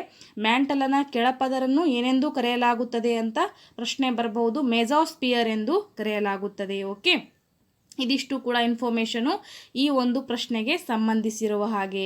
ಹಾಗಾದರೆ ಮ್ಯಾಂಟಲನ ಮೇಲ್ಭಾಗವನ್ನು ಹೀಗೆ ಕರೆಯಲಾಗಿದೆ ಅಂತ ಪ್ರಶ್ನೆ ಇದೆ. ಏನಂತ ಕರಿತೀವಿ ನಾವು? ಆಸ್ಟಿನೋಸ್ಪಿಯರ್ ಎಂದು ಕರೆಯುತ್ತೇವೆ. ಓಕೆ, ಇದು TET 2020ರಲ್ಲಿ ಕೇಳಾದಂತಹ ಕ್ವಶನ್ನು. ನೆಕ್ಸ್ಟ್ ಪ್ರಶ್ನೆ ನೋಡೋಣ ಯಾವ ರೀತಿ ಇದೆ ಅಂತ. ಪ್ರಶ್ನೆ ಸಂಖ್ಯೆ 8. ಪಟ್ಟಿ 1 ಮತ್ತು ಪಟ್ಟಿ 2 ಹೊಂದಿಸಿ ಕೆಳಗಿನ ಸಂಕೇತಗಳ ಸಹಾಯದಿಂದ ಸರಿ ಉತ್ತರವನ್ನು ಆಯ್ಕೆ ಮಾಡಿ ಅಂತ ಇದೆ. TET 2020ರಲ್ಲಿ ಕೇಳಾದಂತಹ ಪ್ರಶ್ನೆ ಇದು. ನೋಡೋಣ, ಒಂದು ಕಡೆ ಪ್ರಮುಖ ಜ್ವಾಲಾಮುಖಿಗಳು, ಇನ್ನೊಂದು ಕಡೆ ಅವು ಜ್ವಾಲಾಮುಖಿಗಳು ಕಂಡು ಬರುವಂತಹ ಸ್ಥಳಗಳನ್ನು ಅಥವಾ ಪ್ರದೇಶಗಳನ್ನು ಕೊಡಲಾಗಿದೆ. ನೋಡೋಣ, Mount Loa, Mount Fujiyama, Mount Krakatoa, Mount Pelee ಅಂತ ಇದೆ. ಒಂದು side Japan, West Indies, Hawaii ದ್ವೀಪಗಳು ಮತ್ತು ಇಂಡೋನೇಷಿಯಾ ಅಂತ ಇದೆ. ಓಕೆ, ಇದಕ್ಕಿಂತ ಮುಂಚೆ ನಾವು ಇವುಗಳನ್ನು ಹೊಂದಿಸುವಕ್ಕಿಂತ ಮುಂಚೆ ವಿವರಣೆಯನ್ನು ನೋಡ್ತಾ ಹೋಗೋಣ. ಪ್ರಮುಖವಾಗಿ ಜ್ವಾಲಾಮುಖಿಗಳ ಬಗ್ಗೆ ನೋಡ್ತಾ ಬರೋಣ. ಜ್ವಾಲಾಮುಖಿಗಳು ನೋಡೋಣ. ಭೂ ಮೇಲ್ಮೈಯಲ್ಲಿ ಬಿರುಕು ಅಥವಾ ರಂಧ್ರಗಳು ಅಥವಾ ದ್ವಾರಗಳು ಉಂಟಾಗಿ ಅವುಗಳ ಮೂಲಕ ಭೂಮಿಯ ಒಳಗಿನ ಶಿಲಾಪಾಕ ಹೊರಬೀಳುವುದನ್ನು ನಾವೇನಂತ ಕರಿತೀವಿ? ಜ್ವಾಲಾಮುಖಿ ಎಂದು ಕರೆಯುವರು. ಹಾಗಾದರೆ ಜ್ವಾಲಾಮುಖಿ ಅಂದರೆ ಏನು? ಭೂ ಮೇಲ್ಮೈಯಲ್ಲಿ ಮೊದಲಿಗೆ ಬಿರುಕು ಅಥವಾ ರಂಧ್ರಗಳು ಅಥವಾ ದ್ವಾರಗಳು ಉಂಟಾಗಿ ಅವುಗಳ ಮೂಲಕ ಮ್ಯಾಂಟಲ್ನಲ್ಲಿ ಇರುವಂತಹ ಒಳಗಿನ ಶಿಲಾಪಾಕ ಹೊರಬೀಳುವುದನ್ನು ನಾವೇನಂತ ಕರಿತೀವಿ? ಜ್ವಾಲಾಮುಖಿ ಎಂದು ಕರೆಯುವರು. ಭೂಕವಚದಿಂದ ನೇರವಾಗಿ ಆಳದಲ್ಲಿರುವ ಶಿಲಾಪಾಕದ ಜಾಗಕ್ಕೆ ಸಂಪರ್ಕ ಕಲ್ಪಿಸುವ ರಂಧ್ರಗಳನ್ನು ನಾಳ ಎನ್ನುವರು. ನೆಕ್ಸ್ಟ್ ಟೈಮ್ ಪ್ರಶ್ನೆ ಬರಬಹುದು. ಜ್ವಾಲಾಮುಖಿಯ ನಾಳ ಎಂದರೇನು ಅಂದರೆ ಭೂಕವಚದಿಂದ ನೇರವಾಗಿ ಆಳದಲ್ಲಿರುವ ಶಿಲಾಪಾಕದ ಜಾಗಕ್ಕೆ ಸಂಪರ್ಕ ಕಲ್ಪಿಸುವ ರಂಧ್ರವನ್ನು ನಾಳ ಎನ್ನುವರು. ಇದರ ಮೂಲಕ ಶಿಲಾಪಾಕ, ಶಿಲಾಚೂರುಗಳು, ಲಾವಾರಸ, ಬೂದಿ, ನೀರಾವಿ, ಜ್ವಾಲೆಗಳು ಮತ್ತು ಇತರೆ ಅನಿಲಗಳು ಭೂಮಿಯ ಅಂತರಾಳದಿಂದ ಹೊರಹೊಮ್ಮುತ್ತವೆ. ಜ್ವಾಲಾಮುಖಿ ಸ್ಫೋಟನೆಗೊಳ್ಳುವಾಗ ಹೊರಹೊಮ್ಮುವಂತಹ ಪ್ರಮುಖ ವಸ್ತುಗಳು ಯಾವ್ಯಾವು ಅಂತ ಪ್ರಶ್ನೆ ಬರಬಹುದು. ನೆನಪಿಟ್ಕೋರಿ, ಶಿಲಾಚೂರುಗಳು, ಶಿಲಾಪಾಕ, ಲಾವಾರಸ, ಬೂದಿ, ನೀರಾವಿ, ಜ್ವಾಲೆಗಳು ಮತ್ತು ಇತರೆ ಅನಿಲಗಳು ಇವೆಲ್ಲವೂ ಕೂಡ ಅಂತರಾಳದಿಂದ ಹೊರಹೊಮ್ಮುತ್ತವೆ. ಆಲಿಕೆಯಾಕಾರದ ಜ್ವಾಲಾಮುಖಿ ಬಾಯಿಯನ್ನು ಜ್ವಾಲಾಮುಖಿಯ ಕುಂಡ ಎನ್ನುವರು. ತಗ್ಗಾದ ವಿಸ್ತಾರವಾದ ಜ್ವಾಲಾಮುಖಿಯ ದ್ವಾರವನ್ನು ಕಾಲ್ಡೇರಾ, ವೆರಿ ಫೇಮಸ್ ಆಗಬೇಕಿತ್ತಿದು, ಕಾಲ್ಡೇರಾ ಅಂತ ಕರಿತೀವಿ. ತಗ್ಗಾದ ವಿಸ್ತಾರವಾದ ಜ್ವಾಲಾಮುಖಿಯ ದ್ವಾರವನ್ನು ಏನೆಂದು ಕರೆಯಲಾಗುತ್ತದೆ ಅಂತ ಪ್ರಶ್ನೆ ರೈಸ್ ಆಗಬಹುದು. ನೆನ್ಪಿಟ್ಕೋರಿ, ಕಾಲ್ಡೇರಾ ಎಂದು ಕರೆಯಲಾಗುತ್ತದೆ. ಏನಂತ ಇಲ್ಲಿ ಇಂಗ್ಲೀಷಲ್ಲಿ ಇದೆ ನೋಡ್ರಿ, ಕಾಲ್ಡೇರಾ ಎಂದು ಕರೆಯಲಾಗುತ್ತದೆ. ಓಕೆ, ತಗ್ಗಾದ ವಿಸ್ತಾರವಾದ ಜ್ವಾಲಾಮುಖಿಯ ದ್ವಾರವನ್ನು ಏನೆಂದು ಕರೆಯಲಾಗುತ್ತದೆ? ಕಾಲ್ಡೇರಾ ಎಂದು ಕರೆಯಲಾಗುತ್ತದೆ. ಓಕೆ, ನೆನ್ಪಿಟ್ಕೋರಿ. ನೆಕ್ಸ್ಟ್ ಅದೇ ರೀತಿಯಾಗಿ ನೋಡೋಣ, ಜ್ವಾಲಾಮುಖಿಯ ಪ್ರಮುಖ ವಿಧಗಳ ಬಗ್ಗೆ ನೋಡೋಣ. ಜ್ವಾಲಾಮುಖಿಯಲ್ಲಿ ಪ್ರಮುಖವಾಗಿ 3 ವಿಧಗಳನ್ನಾಗಿ ವಿಂಗಡಣೆ ಮಾಡಲಾಗುತ್ತದೆ. ಓಕೆ, ಜಾಗೃತ ಜ್ವಾಲಾಮುಖಿಗಳು, ಆಕ್ಟಿವ್ ವಾಲ್ಕೆನೋಸ್ ಅಂತ ಕರೆಯಲಾಗ್ತದೆ. ಜಾಗೃತ ಜ್ವಾಲಾಮುಖಿಗಳು ಯಾವ ರೀತಿ ಇರ್ತವೆ ನೋಡೋಣ. ಇವು ಮೇಲಿಂದ ಮೇಲೆ ಸ್ಫೋಟಗೊಂಡು ಲಾವಾರಸ, ಅನಿಲ, ಬೂದಿ ಇತ್ಯಾದಿಗಳನ್ನು ಹೊರಚಿಮ್ಮುತ್ತವೆ. ಇವನ್ನೇ ಜಾಗೃತ ಜ್ವಾಲಾಮುಖಿ ಎನ್ನುವರು. ಜಾಗೃತ ಜ್ವಾಲಾಮುಖಿಗಳು ಏನು ಮಾಡ್ತಾವಪ್ಪ ಅಂತಂದರೆ ನಿರಂತರ ಕಾರ್ಯಾಚರಣೆಯನ್ನು ನಡೆಸ್ತಾ ಇರ್ತವೆ, ಅಂದರೆ ನಿರಂತರವಾಗಿ ಸ್ಫೋಟನೆಗೊಳ್ಳುತ್ತಿರುತ್ತವೆ. ಹಾಗಾಗಿ ಇವುಗಳಿಗೆ ಏನಂತ ಕರೆಯಲಾಗ್ತದೆ? ಜಾಗೃತ ಜ್ವಾಲಾಮುಖಿ ಎನ್ನುವರು. ಉದಾಹರಣೆಗೆ ಫಿಲಿಪೈನ್ಸ್ ದ್ವೀಪದ ಪಿನಾಟೋಬೋ, ಇಟಲಿಯ ಸ್ಟ್ರಾಂಬೋಲಿ ಮತ್ತು ಎಟ್ನಾ. ಬಹಳ ಸತಿ ಕೇಳಲಾಗಿದೆ ಸ್ಟ್ರಾಂಬೋಲಿ ಮತ್ತು ಎಟ್ನಾ ಇವು ಯಾವ ರೀತಿಯ ಒಂದು ಜ್ವಾಲಾಮುಖಿಗಳು ಅಂತ ಕ್ವಶನ್ ಬಂದಿದೆ. ಹಾಗಾಗಿ ನೆನ್ಪಿಟ್ಕೋರಿ, ಯಾವ ರೀತಿಯ ಜ್ವಾಲಾಮುಖಿಗಳು? ಇವು ಜಾಗೃತ ಜ್ವಾಲಾಮುಖಿಗಳು. ಓಕೆ, ಅದೇ ರೀತಿಯಾಗಿ USA ಸೆಂಟ್ ಹಲೇನಾ, ಓಕೆ, ಹವಾಯಿ ದ್ವೀಪದ ಮೌನ್ ಲೋ. ಹವಾಯಿ ದ್ವೀಪದ ಏನು? ಮೌನ್ ಲೋ. ಓಕೆ, USA ಏನು? ಸೆಂಟ್ ಹಲೇನಾ, ಹವಾಯಿ ದ್ವೀಪದ ಮೌನ್ ಲೋ. ಇವು ಎಲ್ಲವೂ ಕೂಡ ಏನಪ್ಪಾ ಅಂದರೆ ಜಾಗೃತ ಜ್ವಾಲಾಮುಖಿಗಳು. ಯಾವ್ಯಾವು? ಫಿಲಿಪೈನ್ಸ್ ದ್ವೀಪದ ಪಿನಾಟೋಬು, ಇಟಲಿಯ ಸ್ಟ್ರಾಂಬೋಲಿ ಮತ್ತು ಎಟ್ನಾ, USA ಸೆಂಟ್ ಹಲೇನಾ, ಹವಾಯಿ ದ್ವೀಪದ ಮೌನ್ ಲೋ. ಈ ಎಲ್ಲವೂ ಕೂಡ ಏನಪ್ಪಾ ಅಂದರೆ ಜಾಗೃತ ಜ್ವಾಲಾಮುಖಿಗಳು. ಓಕೆ, ಹೆಸರನ್ನು 1 ಟೈಮ್ 2 ಟೈಮ್ ನೀವು ಓದ್ಕೊಂಡ್ಬಿಟ್ರೆ ಗೊತ್ತಾಗತ್ತೆ. ನೆಕ್ಸ್ಟ್ ನೋಡ್ರಿ, ಸುಪ್ತ ಜ್ವಾಲಾಮುಖಿಗಳು. ಓಕೆ, ಮೊದಲನೇದು ಏನಾಗಿತ್ತು? ಜಾಗೃತ ಜ್ವಾಲಾಮುಖಿಗಳು. ಎರಡನೇದು ಸುಪ್ತ ಜ್ವಾಲಾಮುಖಿಗಳು. ಹಾಗಂದ್ರೆ ಏನು? ಒಮ್ಮೆ ಸ್ಫೋಟಿಸಿ ಆನಂತರ ಬಹುಕಾಲ ಕಾರ್ಯಾಚರಣೆ ನಡೆಸದೆ ಸುಪ್ತವಾಗಿದ್ದು ಯಾವಾಗಲೊಮ್ಮೆ ಜಾಗೃತವಾಗಿ ಕಾರ್ಯಾಚರಣೆ ನಡೆಸುವ ಜ್ವಾಲಾಮುಖಿಗಳನ್ನು ಸುಪ್ತ ಜ್ವಾಲಾಮುಖಿ ಎನ್ನುವರು. ನೋಡ್ರಿ, ಒಮ್ಮೆ ಕಾರ್ಯಾಚರಣೆ ನಡೆಸಿ ಮತ್ತೆ ಬಹುಕಾಲ ಏನಾಗುವುದು? ಶಾಂತವಾಗಿಬಿಡುವುದು. ಓಕೆ, ಮತ್ತೆ ಯಾವಾಗಲೊಮ್ಮೆ ಏನು ಮಾಡೋದು? ಜಾಗೃತವಾಗಿ ಕಾರ್ಯಾಚರಣೆಯನ್ನು ನಡೆಸುವುದು. ಇಂತಹ ಜ್ವಾಲಾಮುಖಿಗಳನ್ನು ಏನಂತ ಕರಿತೀವಿ ನಾವು? ಸುಪ್ತ ಜ್ವಾಲಾಮುಖಿಗಳು ಎಂದು ಕರೆಯುತ್ತೇವೆ. ಓಕೆ, ಜಾಗೃತ ಅಂದ್ರೆ ಏನು? ನಿರಂತರ ಜ್ವಾಲಾಮುಖಿಗಳು ಏನಾಗ್ತಾವಪ್ಪ ಅಂದ್ರೆ ಸ್ಫೋಟನೆಗೊಳ್ತಾ ಇರ್ತವೆ. ಆದರೆ ಸುಪ್ತ ಅಂದ್ರೆ ಏನು? ಯಾವಾಗಲೊಮ್ಮೆ ಸ್ಫೋಟಗೊಂಡು ಮತ್ತೆ ಏನಾಗುದಪ್ಪ ಅಂದ್ರೆ ಶಾಂತ ಆಗೋದು, ಮತ್ತೆ ಯಾವಾಗಲೊಮ್ಮೆ ಜಾಗೃತವಾಗಿ ಮತ್ತೆ ಏನಾಗುವುದಪ್ಪ ಅಂತಂದರೆ ಜ್ವಾಲಾಮುಖಿಗಳನ್ನು ಸ್ಫೋಟನೆಗೊಳಿಸುವುದು. ಅಂತಹ ಜ್ವಾಲಾಮುಖಿಗಳನ್ನು ಸುಪ್ತ ಜ್ವಾಲಾಮುಖಿಗಳು ಎಂದು ಕರೆಯುತ್ತೇವೆ. ಫಾರ್ ಎಕ್ಸಾಂಪಲ್, ಇಟಲಿಯ ಮೌಂಟ್ ವೆಸೋವಿಯಸ್ ಮತ್ತು ಜಪಾನಿನ ಫ್ಯೂಜಿಯಾಮಾ. ಜಪಾನಿನ ಫ್ಯೂಜಿಯಾಮಾ ಮತ್ತು ಇಟಲಿಯ ಮೌಂಟ್ ವೆಸೋವಿಯಸ್ ಯಾವ ರೀತಿಯ ಜ್ವಾಲಾಮುಖಿಗಳು? ಇವು ಸುಪ್ತ ಜ್ವಾಲಾಮುಖಿಗಳು. ಅದೇ ರೀತಿಯಾಗಿ ಇಂಡೋನೇಷಿಯಾದ ಕ್ರಕಟೋವಾ. ಹಾಗಾದರೆ ಜಪಾನಿನ ಜ್ವಾಲಾಮುಖಿ ಯಾವುದು? ಫ್ಯೂಜಿಯಾಮಾ. ಇಂಡೋನೇಷಿಯಾದ ಯಾವುದು? ಕ್ರಕಟೋವಾ. ಓಕೆ, ನೆನ್ಪಿಟ್ಕೋರಿ. ಇಂಡೋನೇಷಿಯಾದು ಕ್ರಕಟೋವಾ, ಜಪಾನಿನ ಫ್ಯೂಜಿಯಾಮಾ. ಅದೇ ರೀತಿಯಾಗಿ ಇಲ್ಲಿ ಏನಿತ್ತು? ಹವಾಯಿ ದ್ವೀಪದ ಮೌನ್ ಲೋ. ಓಕೆ, ನಮ್ಮ ಕ್ವಶನ್ನಿನ 3 ಜ್ವಾಲಾಮುಖಿಗಳು ನಮಗೆ ಇಲ್ಲಿ ಕಂಡು ಬಂದವು. ಓಕೆ, ಹಾಗಾದರೆ ಹವಾಯಿ ದ್ವೀಪದ ಮೌನ್ ಲೋ, ಜಪಾನಿನ ಫ್ಯೂಜಿಯಾಮಾ, ಇಂಡೋನೇಷಿಯಾದ ಕ್ರಕಟೋವಾ, ತಾಂಜೇನಿಯಾದ ಕಿಲಿಮಾಂಜರೋ. ಓಕೆ, ನೆಕ್ಸ್ಟ್ ಯಾವ್ದು ಬರುತ್ತೆ ಇಲ್ಲಿ? ಉದಾಹರಣೆಗೆ ತಾಂಜೇನಿಯಾದ ಕಿಲಿಮಾಂಜರೋ ಮೊದಲಾದವುಗಳು. ಇವೆಲ್ಲವೂ ಕೂಡ ಏನಪ್ಪಾ ಅಂತಂದರೆ ಸುಪ್ತ ಜ್ವಾಲಾಮುಖಿಗಳು. ಇನ್ನೊಮ್ಮೆ ಹೇಳ್ತೀನಿ ನಾನು, ಸುಪ್ತ ಜ್ವಾಲಾಮುಖಿಗಳು ಇಟಲಿಯ ಮೌಂಟ್ ವೆಸೋವಿಯಸ್, ಜಪಾನಿನ ಫ್ಯೂಜಿಯಾಮಾ, ಇಂಡೋನೇಷಿಯಾದ ಕ್ರಕಟೋವಾ, ತಾಂಜೇನಿಯಾದ ಕಿಲಿಮಾಂಜರೋ. ಇವೆಲ್ಲವೂ ಕೂಡ ಏನಪ್ಪಾ ಅಂತಂದರೆ ಸುಪ್ತ ಜ್ವಾಲಾಮುಖಿಗಳು. ಏನು? ಸುಪ್ತ ಜ್ವಾಲಾಮುಖಿಗಳು. ನೆಕ್ಸ್ಟ್ ಲುಪ್ತ ಜ್ವಾಲಾಮುಖಿಗಳ ಬಗ್ಗೆ ನೋಡ್ರಿ. ಎಕ್ಸ್ಟಿಂಕ್ಟ್ ವಾಲ್ಕೆನೋಸ್ ಎಂದು ಕರೆಯಲಾಗುತ್ತದೆ. ಎಕ್ಸ್ಟಿಂಕ್ಟ್ ಮೀನ್ಸ್ ಇವು ಏನಾಗಿದಾವೆ ಅಂದರೆ ಪೂರ್ತಿಯಾಗಿಯೂ ನಿರ್ಗಮ ಆಗಿಬಿಟ್ಟಿದ್ದಾವೆ. ಓಕೆ, ಇವುಗಳು ಪುರಾತನ ಕಾಲದಲ್ಲಿ ಕಾರ್ಯಾಚರಣೆ ನಡೆಸಿದ್ದು ನಂತರದಲ್ಲಿ ಯಾವುದೇ ಕಾರ್ಯಾಚರಣೆ ನಡೆಸಿರುವುದಿಲ್ಲ. ಯಾವುದು? ಲುಪ್ತ ಜ್ವಾಲಾಮುಖಿಗಳು. ಅವು ಯಾವ್ಯಾವು ಅಂದರೆ ಆಲ್ರೆಡಿ ಇವು ಏನಾಗಿದಾವಪ್ಪ ಅಂತಂದರೆ ಅಳಸಿ ಹೋಗ್ಬಿಟ್ಟಿದ್ದಾವೆ. ಒಮ್ಮೆ ಕಾರ್ಯಾಚರಣೆ ನಡೆಸಿದ್ದು ಮತ್ತೊಮ್ಮೆ ಇವು ಕಾರ್ಯಾಚರಣೆಯನ್ನೇ ನಡೆಸೇ ಇಲ್ಲ. ಇವು ಎಕ್ಸ್ಟಿಂಕ್ಟ್ ಆಗಿಬಿಟ್ಟಿದ್ದಾವೆ. ಓಕೆ, ಕೊನೆಗೊಂಡ್ಬಿಟ್ಟಿದ್ದಾವೆ. ಉದಾಹರಣೆಗೆ ಅರ್ಜೆಂಟೀನಾದ ಅಕಾಂಕಾಗುವಾ, ತಾಂಜೇನಿಯಾದ ಗಾರಂಗೋರೋ ಮತ್ತು ಸ್ಕಾಟ್ಲೆಂಡಿನ ಅರ್ಥರ್ ಸೀಟ್. ಓಕೆ, ಇಷ್ಟು ಕೂಡ ಏನಪ್ಪಾ ಅಂದರೆ ಲುಪ್ತ ಜ್ವಾಲಾಮುಖಿಗೆ ಉದಾಹರಣೆ. ಅದೇ ರೀತಿಯಾಗಿ ಪ್ರಸಿದ್ಧವಾದಂತಹ ಜ್ವಾಲಾಮುಖಿಗಳನ್ನು ಇಲ್ಲಿ ಕೊಡಲಾಗಿದೆ ನೋಡ್ಕೋರಿ. ಪ್ರಪಂಚದ ಪ್ರಸಿದ್ಧ ಜ್ವಾಲಾಮುಖಿಗಳು: ಮೌಂಟ್ ವೆಸೋವಿಯಸ್ ಇಟಲಿ, ಕ್ರಕಟೋವಾ ಇಂಡೋನೇಷಿಯಾ, ಮೌಂಟ್ ಪಿಲಿ ವೆಸ್ಟ್ ಇಂಡೀಸ್, ಜಪಾನಿಯರು ಮೌಂಟ್ ಫ್ಯೂಜಿಯಾಮಾವನ್ನು ಏನಂತ ಕರೀತಾರಪ್ಪ ಅಂತಂದರೆ ಜಪಾನಿಯರು ದೇವರೆಂದು ಪೂಜಿಸುತ್ತಾರೆ.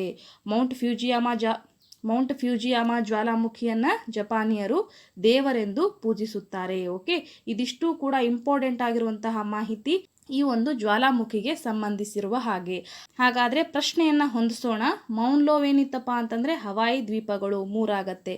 ಮೌಂಟ್ ಫ್ಯೂಜಿಯಾಮ ಜಪಾನ್, ಮೌಂಟ್ ಕ್ರಕೋಟೋವಾ ಇಂಡೋನೇಷಿಯಾ ಆಗತ್ತೆ, ಮೌಂಟ್ ಪಿಲಿ ವೆಸ್ಟ್ ಇಂಡೀಸ್. ಓಕೆ, ಹಾಗಾದರೆ ಮೊದಲನೇದು ಏನಾಗಬೇಕು? 3 ಆಗಬೇಕು. ಆಪ್ಷನ್ 2 ಮತ್ತು 3ಯಲ್ಲಿ ಎರಡರಲ್ಲಿಯೂ ಕೂಡ 3 ಅಂತ ಇದೆ. ಮೌಂಟ್ ಫ್ಯೂಜಿಯಾಮ 1 ಆಗಬೇಕು, ಎರಡರಲ್ಲಿಯೂ ಕೂಡ 1 ಅಂತ ಇದೆ. ಮೌಂಟ್ ಕ್ರಕೋಟೋವಾ 4 ಆಗಬೇಕು. ನೋಡ್ರಿ, ಆಪ್ಷನ್ 3ಯಲ್ಲಿ 4 ಇದೆ, ಆಪ್ಷನ್ 2ಅಲ್ಲಿ 2 ಇದೆ. ಹಾಗಾದರೆ ನಮ್ಮ ಪ್ರಶ್ನೆಗೆ ಸರಿಯಾದಂತಹ ಉತ್ತರ ಯಾವುದಾಗತ್ತಪ್ಪ ಅಂತಂದರೆ option 3 is a right answer. ಏನಾಗತ್ತೆ? ಆಪ್ಷನ್ 3. ಓಕೆ, ಇದಿಷ್ಟು ಕೂಡ ಇನ್ಫಾರ್ಮೇಷನು ಈ ಒಂದು ಜ್ವಾಲಾಮುಖಿಗೆ ಸಂಬಂಧಿಸಿರೋ ಹಾಗೆ. ನೆಕ್ಸ್ಟ್ ಪ್ರಶ್ನೆ ನೋಡೋಣ. ಇದು TET 2020ಕ್ಕೆ ಸಂಬಂಧಿಸಿರುವಂತಹ ಪ್ರಶ್ನೆ ಆಗಿರುತ್ತದೆ. ನೆಕ್ಸ್ಟ್ ಪ್ರಶ್ನೆ ನೋಡೋಣ. ಪ್ರಶ್ನೆ ಸಂಖ್ಯೆ 9. ಹಿಮನದಿಯ ಸಂಚಯನ ಕಾರ್ಯದಿಂದ ಉಂಟಾಗುವ ಭೂಸ್ವರೂಪಗಳನ್ನು ಗುರುತಿಸಿ ಅಂತ ಇದೆ. ಇದು TET 2020ರಲ್ಲಿ ಕೇಳಾದಂತಹ ಪ್ರಶ್ನೆ. ಪ್ರವಾಹ ಮೈದಾನ, ನದಿ ಮುಖಜ, ಮೆಕ್ಕಲು ಬೀಸಣಿಕೆ ಮತ್ತು ತಿರುವುಗಳು ಅಂತ ಇದೆ. ಮೆಕ್ಕಲು ಬೀಸಣಿಕೆ, ಈಗಾಗಲೇ ನಾವು ನದಿಯ ಪಾತ್ರಗಳ ಬಗ್ಗೆ ಅಭ್ಯಾಸ ಮಾಡುವಾಗ ಕೆಲವೊಂದಿಷ್ಟು ನದಿಯ ಹಂತಗಳ ಬಗ್ಗೆ ಅಭ್ಯಾಸ ಮಾಡುವಾಗ ಈ ಒಂದು ವರ್ಡ್ಸನ್ನು ನೀವು ಅಲ್ಲಿ ನೋಡಿರ್ಬೋದು. ಓಕೆ, ಮೆಕ್ಕಲು ಬೀಸಣಿಕೆ, ಮಹಾಕಂದರ, ಕಂದರ, ಸ್ವಾಭಾವಿಕ ದಡಕಟ್ಟೆ. ಏನು ಗುರುತಿಸಬೇಕು? ಹಿಮನದಿಯ ಸಂಚಯನ ಕಾರ್ಯದಿಂದ ಉಂಟಾಗುವಂತಹ ಭೂಸ್ವರೂಪಗಳನ್ನು ಇಲ್ಲಿ ಗುರುತಿಸಬೇಕು. ಶಿಲಾನಿಚಯಗಳು, ಅಂಡಾಕಾರದ ದಿನ್ನೆ, ತ್ರಿಕೋನಾಕಾರದ ದಿನ್ನೆ, ಸರ್ಪಾಕಾರದ ದಿನ್ನೆ ಅಂತ ಇದೆ. ಹಿಮಗಾರ, ಗಿರಿಶೃಂಗ, ತೂಗು ಕಣಿವೆ ಮತ್ತು ಶಿಲಾನಿಚಯಗಳು ಅಂತ ಇದೆ.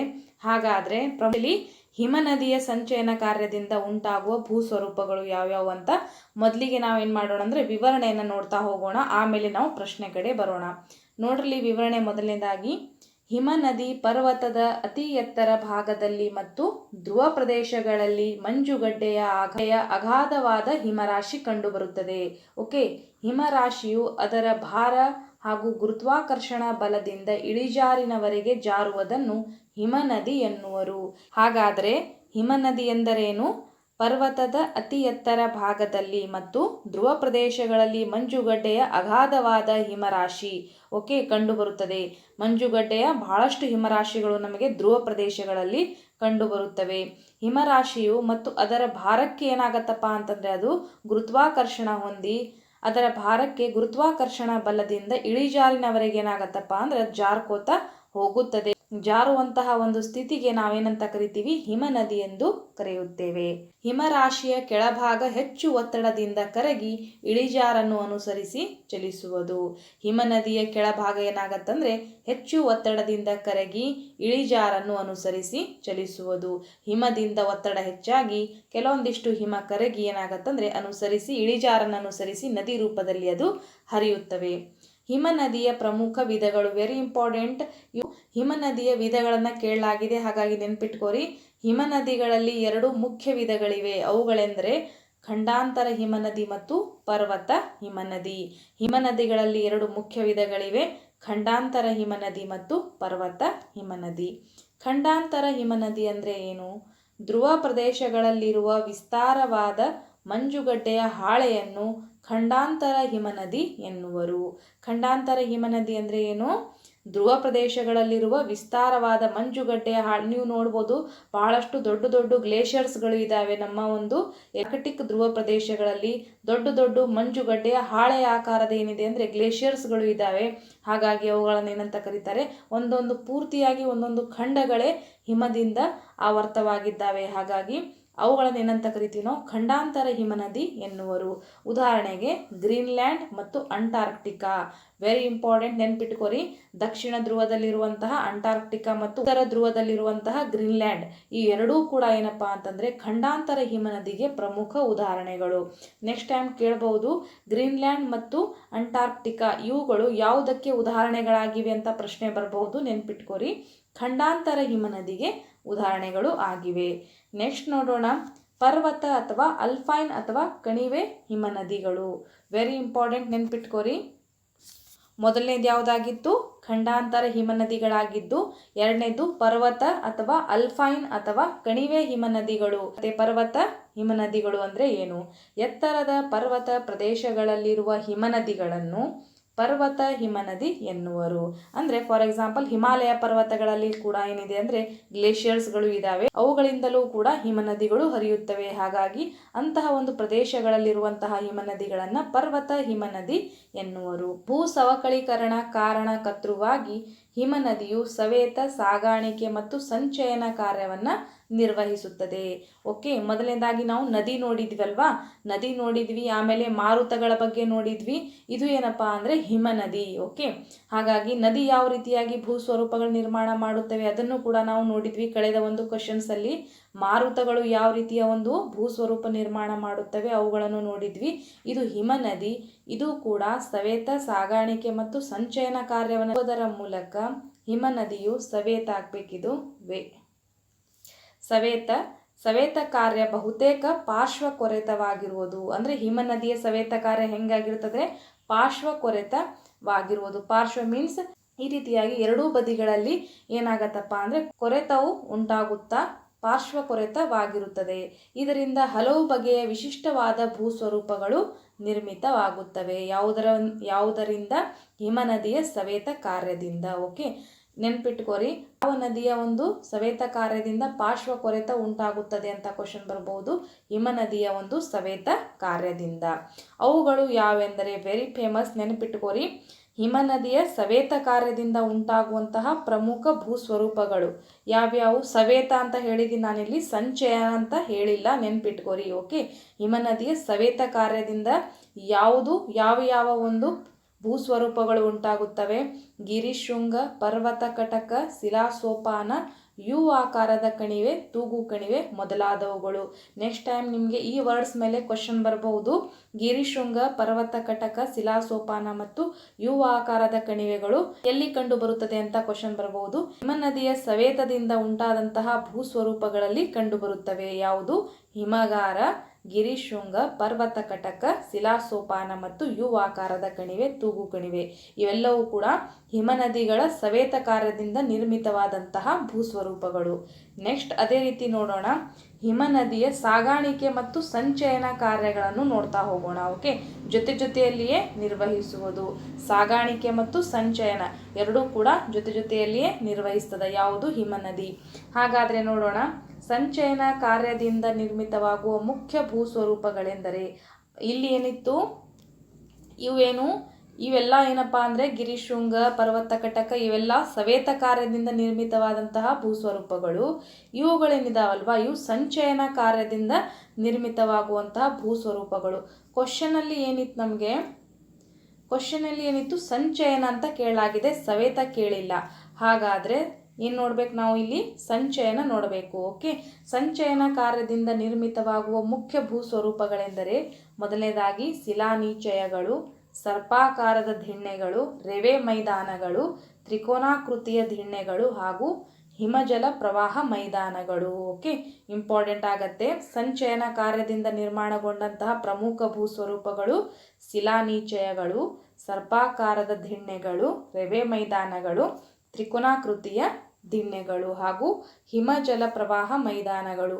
ಇವೆಲ್ಲವೂ ಕೂಡ ಹಿಮನದಿಯ ಸಂಚಯನ ಕಾರ್ಯದಿಂದ ನಿರ್ಮಾಣವಾಗುವಂತಹ ಪ್ರಮುಖ ಭೂ ಸ್ವರೂಪಗಳು. ಹಾಗಾದ್ರೆ ಪ್ರಶ್ನೆ ಕಡೆ ನೋಡೋಣ.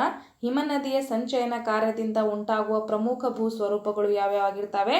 ಶಿಲಾನಿಚಯಗಳು, ಅಂಡಾಕಾರದ ದಿಣ್ಣೆ, ತ್ರಿಕೋನಾಕಾರದ ದಿಣ್ಣೆ ಮತ್ತು ಸರ್ಪಾಕಾರದ ದಿಣ್ಣೆ. ಈ ಪ್ರಮುಖ ಒಂದು ಭೂ ಸ್ವರೂಪಗಳು ನಮಗೆ ಎಲ್ಲಿ ಕಂಡು ಬರ್ತವೆ? ಹಿಮನದಿಯ ಸಂಚಯನ ಕಾರ್ಯದಿಂದ ಕಂಡು ಬರುತ್ತವೆ. ಹಿಮಗಾರ, ಗಿರಿಶೃಂಗ, ತೂಗು ಕಣಿವೆ ಶಿಲಾನಿಚಯಗಳು ಇದಾವಲ್ವಾ, ಇವು ಹಿಮನದಿಯ ಸವೇತ ಕಾರ್ಯದಿಂದ ಉಂಟಾಗುವಂತಹ ಭೂ ಸ್ವರೂಪ. ಆದರೆ ಶಿಲಾನಿಚಯಗಳು, ಅಂಡಾಕಾರದ ದಿಣ್ಣೆ, ತ್ರಿಕೋನಾಕಾರದ ದಿಣ್ಣೆ ಮತ್ತು ಸರ್ಪಾಕಾರದ ದಿಣ್ಣೆ ಏನಿದೆ ಅಲ್ವಾ, ಆಪ್ಷನ್ 3, ಇದು ಏನಿದೆ ಅಂದ್ರೆ ಸಂಚಯನ ಕಾರ್ಯದಿಂದ ಉಂಟಾಗುವಂತಹ ಪ್ರಮುಖ ಭೂ ಸ್ವರೂಪಗಳು. ಓಕೆ, ಹಿಮನದಿಯ ಸಂಚಯನ ಕಾರ್ಯದಿಂದ ಉಂಟಾಗುವಂತಹ ಪ್ರಮುಖ ಭೂ ಸ್ವರೂಪಗಳು. ಹಾಗಾದ್ರೆ ಈ ಪ್ರಶ್ನೆಗೆ ಸರಿಯಾದಂತಹ ಉತ್ತರ ಯಾವುದಾಗತ್ತೆ? Option 3 is a right answer. Okay, option 3 is a right answer. ಇದು TET 2020 ಕೇಳಾದಂತಹ ಪ್ರಶ್ನೆ. ನೆಕ್ಸ್ಟ್ ಪ್ರಶ್ನೆ ನೋಡೋಣ ಯಾವ ರೀತಿ ಇದೆ ಅಂತ. ಹಿಮನದಿಯ ಸಂಚಯನ ಕಾರ್ಯದಿಂದ ನಿರ್ಮಾಣಗೊಳ್ಳುವ ಭೂಸ್ವರೂಪಗಳೆಂದರೆ. Very important. 2020ರಲ್ಲಿಯೂ ಕೂಡ ಹಿಮನದಿಯ ಮೇಲೆ ಕ್ವಶನ್ ಬಂದಿದೆ. ಅದೇ ರೀತಿಯಾಗಿ ಕಳೆದ ಪ್ರಶ್ನೆ ಹಾಗೆ 2021ರಲ್ಲಿಯೂ ಕೂಡ ಕ್ವಶನ್ ಅಗೇನ್ ಅದೇ ರಿಪಿಟೇಷನ್ ಆಗಿದೆ. ಹಾಗಾಗಿ ಪ್ರಶ್ನೆಗಳು ರಿಪಿಟೇಷನ್ ಆಗ್ತಾ ಇರ್ತವೆ. ನೀವು ಹಳೆ ಪ್ರಶ್ನೆ ಪತ್ರಿಕೆಗಳ ಎನಾಲಿಸಿಸ್ ಅನ್ನು ಕಂಪ್ಲೀಟ್ ಆಗಿ ನೋಡ್ಕೋತಾ ಹೋಗಿ. ಓಕೆ, ಎಲ್ಲ ಕ್ವಶನ್ಸ್ಗಳು ನಿಮಗೆ ಸರಿಯಾಗಿ ಅಂಡರ್ಸ್ಟ್ಯಾಂಡ್ ಆದರೆ ಅವುಗಳ ಬೇಸ್ ಮೇಲೆ ನೆಕ್ಸ್ಟ್ ಟೈಮ್ ನಿಮಗೆ ಪ್ರಶ್ನೆ ಕೇಳಿದಾಗ ನೀವು ಈಸಿಯಾಗಿ ಅವುಗಳನ್ನು ಫೈಂಡ್ ಔಟ್ ಮಾಡಬಹುದು. ಓಕೆ, ಹಾಗಾದರೆ ಹಿಮನದಿಯ ಸಂಚಯನ ಕಾರ್ಯದಿಂದ ನಿರ್ಮಾಣಗೊಳ್ಳುವ ಭೂಸ್ವರೂಪಗಳೆಂದರೆ ಈಗಾಗಲೇ ತಾನೇ ನಾವು ನೋಡಿದ್ವಿ.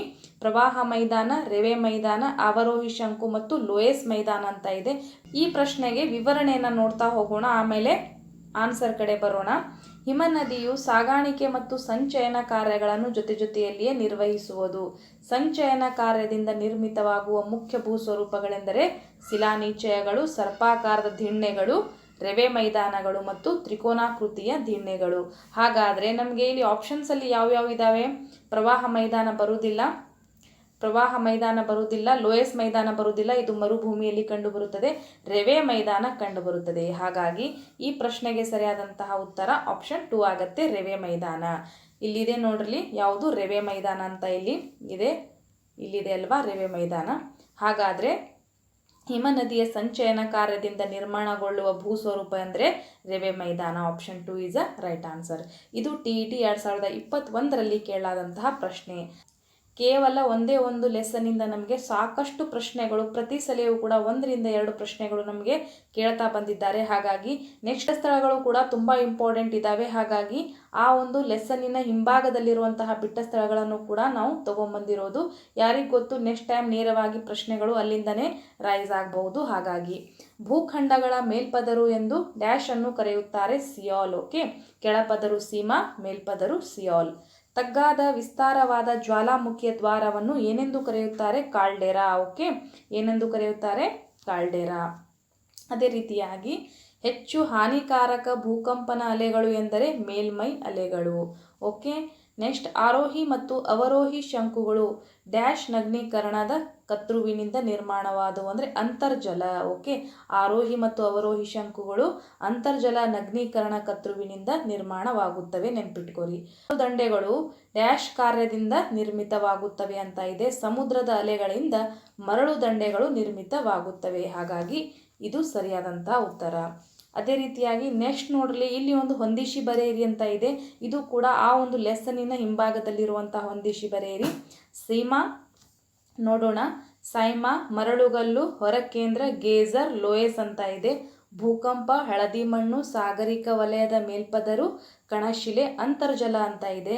ಹಾಗಾದರೆ ಸೈಮಾ ಅಂದರೆ ಏನು ಬರುತ್ತೆ? ಸಾಗರಿಕ ವಲಯದ ಮೇಲ್ಪದರು. ಓಕೆ, ಸೀಸರ್ ಬರುತ್ತೆ. ಯಾಕಂದರೆ ಸಿಯಾಲ್ ಅನ್ನೋದು ಭೂಕವಚದ ಮೇಲ್ಪದರು ಆದರೆ, ಶಿಲಾಗೋಳದ ಮೇಲ್ಪದರು ಆದರೆ, ಸೈಮಾ ಎಂಬುದು ಸಾಗರಿಕ ವಲಯದ ಮೇಲ್ಪದರು ಆಗುತ್ತದೆ. ಮರಳುಗಲ್ಲು ಏನಾಗತ್ತೆ? ಕಣಶಿಲೆ. ಹೊರಕೇಂದ್ರ ಯಾವುದಾಗತ್ತೆ? ಭೂಕಂಪ. ಹೊರಕೇಂದ್ರ ಯಾವುದು? ಭೂಕಂಪ. ಗೇಜರ್ ಅಂದರೆ ಏನಾಗತ್ತೆ? ಅಂತರ್ಜಲ. ಅದೇ ರೀತಿಯಾಗಿ ಲೋಯಸ್ ಅಂದರೆ ಹಳದಿ ಮಣ್ಣು. ಇಲ್ಲಿ ನಾನು ಸರಿಯಾದಂತಹ ಒಂದು ಜೋಡಣೆಯನ್ನು ಇಲ್ಲಿ ಕೊಟ್ಟಿದ್ದೀನಿ. ಹಾಗಾಗಿ ನೀವು ಇದನ್ನು ಒಂದು ರೆಫರ್ ಮಾಡಿಕೊಂಡು ಇವೆಲ್ಲವನ್ನು ಕೂಡ ಜೋಡಣೆ ಮಾಡ್ಕೋಬಹುದು. ಓಕೆ, ಇಂಪಾರ್ಟೆಂಟ್ ಆಗುತ್ತೆ. ಹಾಗಾಗಿ ನಾನಿಲ್ಲಿ ಡೈರೆಕ್ಟಾಗಿ ನಿಮಗೆ ಇದೇ ಒಂದು ಡೈರೆಕ್ಟಾಗಿ ಸುಮಾರು ಸತಿ ಈ ರೀತಿ ಆಗಿದ್ದಾವೆ. ಬುಕ್ಕಲ್ಲಿರುವಂತಹ ಒಂದು ಮ್ಯಾಚ್ ದಿ ಫಾಲೋವಿಂಗನ್ನು ಡೈರೆಕ್ಟಾಗಿ ನಮಗೆ ಅವರು ಕ್ವಶನ್ ಪೇಪರ್ಗೆ ಕೊಟ್ಟಿದ್ದಾರೆ. ಹಾಗಾಗಿ ನೆನ್ಪಿಟ್ಕೋರಿ, ಇಂಪಾರ್ಟೆಂಟ್ ಆಗುತ್ತೆ. ನೆಕ್ಸ್ಟ್ ಟೈಮ್ ಇವುಗಳನ್ನು ಡೈರೆಕ್ಟಾಗಿ ಅಲ್ಲಿ ಕೊಡ್ಬೋದು. ಹಾಗಾಗಿ ಇಂಪಾರ್ಟೆಂಟ್ ಆಗುತ್ತೆ. ಓಕೆ, ನೆಕ್ಸ್ಟ್ ನೋಡೋಣ. ಅದೇ ರೀತಿಯಾಗಿ ಹೆಚ್ಚಿನ ಒಂದು ಅಭ್ಯಾಸ ಪ್ರಶ್ನೆಗಳನ್ನು ಕೂಡ ಆ ಲೆಸನ್ ಮೇಲೆ ನಾನು ತಗೊಂಡ್ಬಂದಿರೋದು. ವೆರಿ ಇಂಪಾರ್ಟೆಂಟ್ ಆಗುತ್ತೆ. ನೋಡೋಣ. ಭೂಮಿಯ ಅಂತರಾಳವನ್ನು ಇಷ್ಟು ಪದರಗಳಾಗಿ ವಿಂಗಡಿಸಲಾಗಿದೆ ಅಂತ ಇದೆ. ಎಷ್ಟು ಪದರಗಳಾಗಿ? Option 3 is right answer. 3 ಪದರಗಳಾಗಿ ವಿಂಗಡಣೆ ಮಾಡಲಾಗಿದೆ. ಯಾವ್ಯಾವು? ಭೂಚಿಪ್ಪು, ಮ್ಯಾಂಟಲ್ ಮತ್ತು ಕೇಂದ್ರಗೋಳ. ಭೂಕವಚದಲ್ಲಿ ಮೇಲ್ಭಾಗವು ಸಿಲಿಕ್ ಮತ್ತು ಅಲ್ಯೂಮಿನಿಯಂನಿಂದ ಕೂಡಿರುವುದರಿಂದ ಇದನ್ನು ಹೀಗೆ ಕರೆಯುತ್ತಾರೆ. ಏನಂತ ಕರೀತಾರೆ? ಸಿಲಿಕ್ ಅಂದರೆ SI, ಅಲ್ಯೂಮಿನಿಯಂ AL. ಹಾಗಾಗಿ ಏನಂತ ಕರೆಯಲಾಗ್ತದೆ? ಸಿಯಾಲ್ ಎಂದು ಕರೆಯಲಾಗುತ್ತದೆ. ನೆಕ್ಸ್ಟ್ ನೋಡೋಣ. ಅದೇ ರೀತಿಯಾಗಿ ಇದು ಭೂಮಿಯ ಅತ್ಯಂತ ಒಳಭಾಗ. ಭೂಕವಚ, ಮ್ಯಾಂಟಲ್, ಶಿಲಾಗೋಳ, ಕೇಂದ್ರಗೋಳ ಅಂತ ಇದೆ. Option 4 is the right answer. ಕೇಂದ್ರಗೋಳ ಇದು ಭೂಮಿಯ ಅತ್ಯಂತ ಒಳಭಾಗ. ಭೂಕವಚ ಮತ್ತು ಮ್ಯಾಂಟಲ್ ಸಂಧಿಸುವ ಸೀಮಾ ವಲಯವನ್ನು ಹೀಗೆನ್ನುವರು. ಏನಂತ ಕರೀತಾರೆ? ಆಸ್ತಿನೋಸ್ಪಿಯರ್, ಮೊಹರೋವಿಸಿಕ್, ಮೆಜೋಸ್ಪಿಯರ್, ಗುಟೆನ್ಬರ್ಗ್ ಅಂತ ಇದೆ. Option 2 is the right answer. Mohorovicic ವಲಯ ಎಂದು ಕರೆಯುತ್ತಾರೆ. ಅದೇ ರೀತಿಯಾಗಿ ನೆಕ್ಸ್ಟ್ ನೋಡೋಣ ಮುಂದಿನ ಪ್ರಶ್ನೆ. ಕರ್ನಾಟಕದ KGFನ ಚಾಂಪಿಯನ್ ರೀಫ್ ಗಣಿಯ ಆಳ ಎಷ್ಟಿದೆ? 1.5 kilometre. Option 3 is the right answer. ಇದು ಜಾಗೃತ ಜ್ವಾಲಾಮುಖಿಗೆ ಉದಾಹರಣೆ. ಪಿನಾಟೋಬೋ, ಕಿಲಿಮಾಂಜರೋ, ಫ್ಯೂಜಿಯಾಮಾ, ಕ್ರಕಟೋವಾ ಅಂತ ಇದೆ. ಆಪ್ಷನ್ ಎಷ್ಟನೇದು? Option 1 is the right answer. Pinatubo. Okay, option 1 is the right answer. ಇದು ಜಾಗೃತ ಜ್ವಾಲಾಮುಖಿಗೆ ಉದಾಹರಣೆಯಾಗಿದೆ, ಪಿನಾಟೋಬೋ. ನೆಕ್ಸ್ಟ್ ನೋಡೋಣ, ಕೆಲವೊಂದಿಷ್ಟು ಇಂಪಾರ್ಟೆಂಟ್ ಆಗಿರುವಂತಹ ಬಿಟ್ಟ ಸ್ಥಳಗಳನ್ನು ಕೂಡ ನೋಡ್ತಾ ಹೋಗೋಣ. ನಮ್ಮ ಭೂಗ್ರಹವು ಡ್ಯಾಶ್ ವರ್ಷಗಳಿಂದ ಹಳೆಯದಾಗಿದೆ ಅಂದರೆ 46 ದಶಲಕ್ಷ ಕೋಟಿ ವರ್ಷಗಳಷ್ಟು ಹಳೆಯದಾಗಿದೆ. ಮ್ಯಾಂಟಲ್ ಮತ್ತು ಕೇಂದ್ರಗೋಳವನ್ನು ಬೇರ್ಪಡಿಸುವ ಗಡಿಯನ್ನು ಡ್ಯಾಶ್ ಎನ್ನುವರು? ಗುಟೆನ್ಬರ್ಗ್ ಸೀಮಾವಲಯ. ಅಗ್ನಿಶಿಲೆಗಳನ್ನು ಡ್ಯಾಶ್ ಆಂಗ್ಲ ಭಾಷೆಯಲ್ಲಿ ಎನ್ನುವರು? Igneous racks. ಇವು ಇಂಪಾರ್ಟೆಂಟ್ ಆಗಿದ್ದಾವೆ, ಹಾಗಾಗಿ ಇವುಗಳ ಮೇಲೆ ನೆಕ್ಸ್ಟ್ ಕ್ವಶನ್ ಬರಬಹುದು. ಹೆಚ್ಚುವರಿ ಪ್ರಶ್ನೆಗಳನ್ನು ನಾನಿಲ್ಲಿ ತಗೊಂಡ್ಬಂದಿರೋದು. ಶಿಲಾವಸ್ತುಗಳು ಒಳಭಾಗದಲ್ಲಿ ಕರಗಿ ದ್ರವ ಅಥವಾ ಅರೆ ದ್ರವ ರೂಪದಲ್ಲಿದ್ದರೆ ಅದನ್ನು ಡ್ಯಾಶ್ ಎನ್ನುವರು ಅಂತ ಇದೆ. ಭೂಮಿಯ ಹೊರಭಾಗಕ್ಕೆ ಬಂದಾಗ ಡ್ಯಾಶ್ ಎನ್ನುವರು. ಅಂದರೆ ಶಿಲಾವಸ್ತುಗಳು ಒಳಭಾಗದಲ್ಲಿ ಕರಗಿ ದ್ರವ ಅಥವಾ ಅರೆ ದ್ರವ ರೂಪದಲ್ಲಿದ್ದರೆ ಇದನ್ನು ಮ್ಯಾಗ್ಮಾ ಎಂದು ಕರೆಯುತ್ತೇವೆ. ಅದು ಏನಾಗುತ್ತೆ, ಭೂಮಿಯ ಹೊರಭಾಗಕ್ಕೆ ಬಂದಾಗ ಶಿಲಾಪಾಕ ಅಥವಾ ಲಾವಾರಸ ಎಂದು ಕರೆಯುತ್ತೇವೆ. ಓಕೆ, ನೆಕ್ಸ್ಟ್ ನೋಡೋಣ ಮುಂದಿನ ಪ್ರಶ್ನೆ. ಭೌತಿಕ ಕ್ರಿಯೆಯಿಂದಾದ ಕಣಶಿಲೆಗಳು ಡ್ಯಾಶ್ ಮತ್ತು ಡ್ಯಾಶ್ ಅಂತ ಕೊಡಲಾಗಿದೆ. ಮರಳುಮಯ ಶಿಲೆ ಮತ್ತು ಮರಳುಮಯ ಶಿಲೆ ಅಥವಾ ಮೃಣ್ಮಯ ಶಿಲೆ. ಓಕೆ, ಭೌತಿಕ ಕ್ರಿಯೆಯಿಂದಾದ ಕಣಶಿಲೆಗಳು ಯಾವ್ಯಾವು? ಮರಳುಮಯ ಶಿಲೆ ಮತ್ತು ಮೃಣ್ಮಯ ಶಿಲೆ. ನೆಕ್ಸ್ಟ್, ನಿರಂತರವಾಗಿ ಸ್ಫೋಟಗೊಂಡು ಲಾವಾರಸ, ಅನಿಲ, ಬೂದಿಗಳನ್ನು ಹೊರಚಿಮ್ಮುವ ಜ್ವಾಲಾಮುಖಿಗಳಿಗೆ ಏನೆನ್ನುವರು? ಜಾಗೃತ ಜ್ವಾಲಾಮುಖಿಗಳು ಎನ್ನುವರು. ಆಕ್ಟಿವ್ ವಾಲ್ಕೆನೋಸ್ ಎಂದು ಕರೆಯುತ್ತೇವೆ. ಭೂಕಂಪ ಅಲೆಗಳ ಆರಂಭ, ಸ್ಥಳ, ವೇಗ, ವೇಳೆಯನ್ನು ದಾಖಲಿಸುವ ಉಪಕರಣ ರಿಕ್ಟರ್ ಮಾಪನ. ವೆರಿ ಇಂಪಾರ್ಟೆಂಟ್, ನೆನ್ಪಿಟ್ಕೊರಿ. ನದಿಯ ಕಾರ್ಯವನ್ನು ಡ್ಯಾಶ್ ಎನ್ನುವರು? ನದಿಯ ಆವರ್ತನ ಎನ್ನುವರು. ನದಿಯ ಕಾರ್ಯವನ್ನು ಏನೆಂದು ಕರೆಯುತ್ತೇವೆ? ನದಿಯ ಆವರ್ತನ ಎಂದು ಕರೆಯುತ್ತೇವೆ. ಓಕೆ, ಇದಿಷ್ಟು ಕೂಡ ಇಂಪಾರ್ಟೆಂಟ್ ಆಗಿರುವಂತಹ ಮಾಹಿತಿ ಈ ಒಂದು ಶಿಲಾಗೋಳ ಎಂಬ ಒಂದು ಲೆಸನಿಗೆ ಸಂಬಂಧಿಸಿರುವ ಹಾಗೆ. ಮೊದಲನೇ ಭಾಗದಲ್ಲಿ ನೀವು 3 ಕ್ವಶನ್ ನೋಡಿದ್ರಿ. ಈ ಭಾಗದಲ್ಲಿ ಸಂಪೂರ್ಣ ಒಂದು ಲೆಸನ್ ಅನ್ನ, ಕಂಪ್ಲೀಟ್ ಅನಾಲಿಸಿಸ್ ಅನ್ನ ನೋಡಿದ್ರಿ. ಒಂದು ಲೆಸನ್ ಮೇಲೆ ಕೇಳಾದಂತಹ ಎಲ್ಲಾ ಹಳೆ ಪ್ರಶ್ನೆ ಪತ್ರಿಕೆಗಳನ್ನು ಕೂಡ ನಾವಿಲ್ಲಿ ವಿವರಣೆಯ ಮೂಲಕ ಅಭ್ಯಾಸ ಮಾಡಿಕೊಂಡಿದ್ವಿ.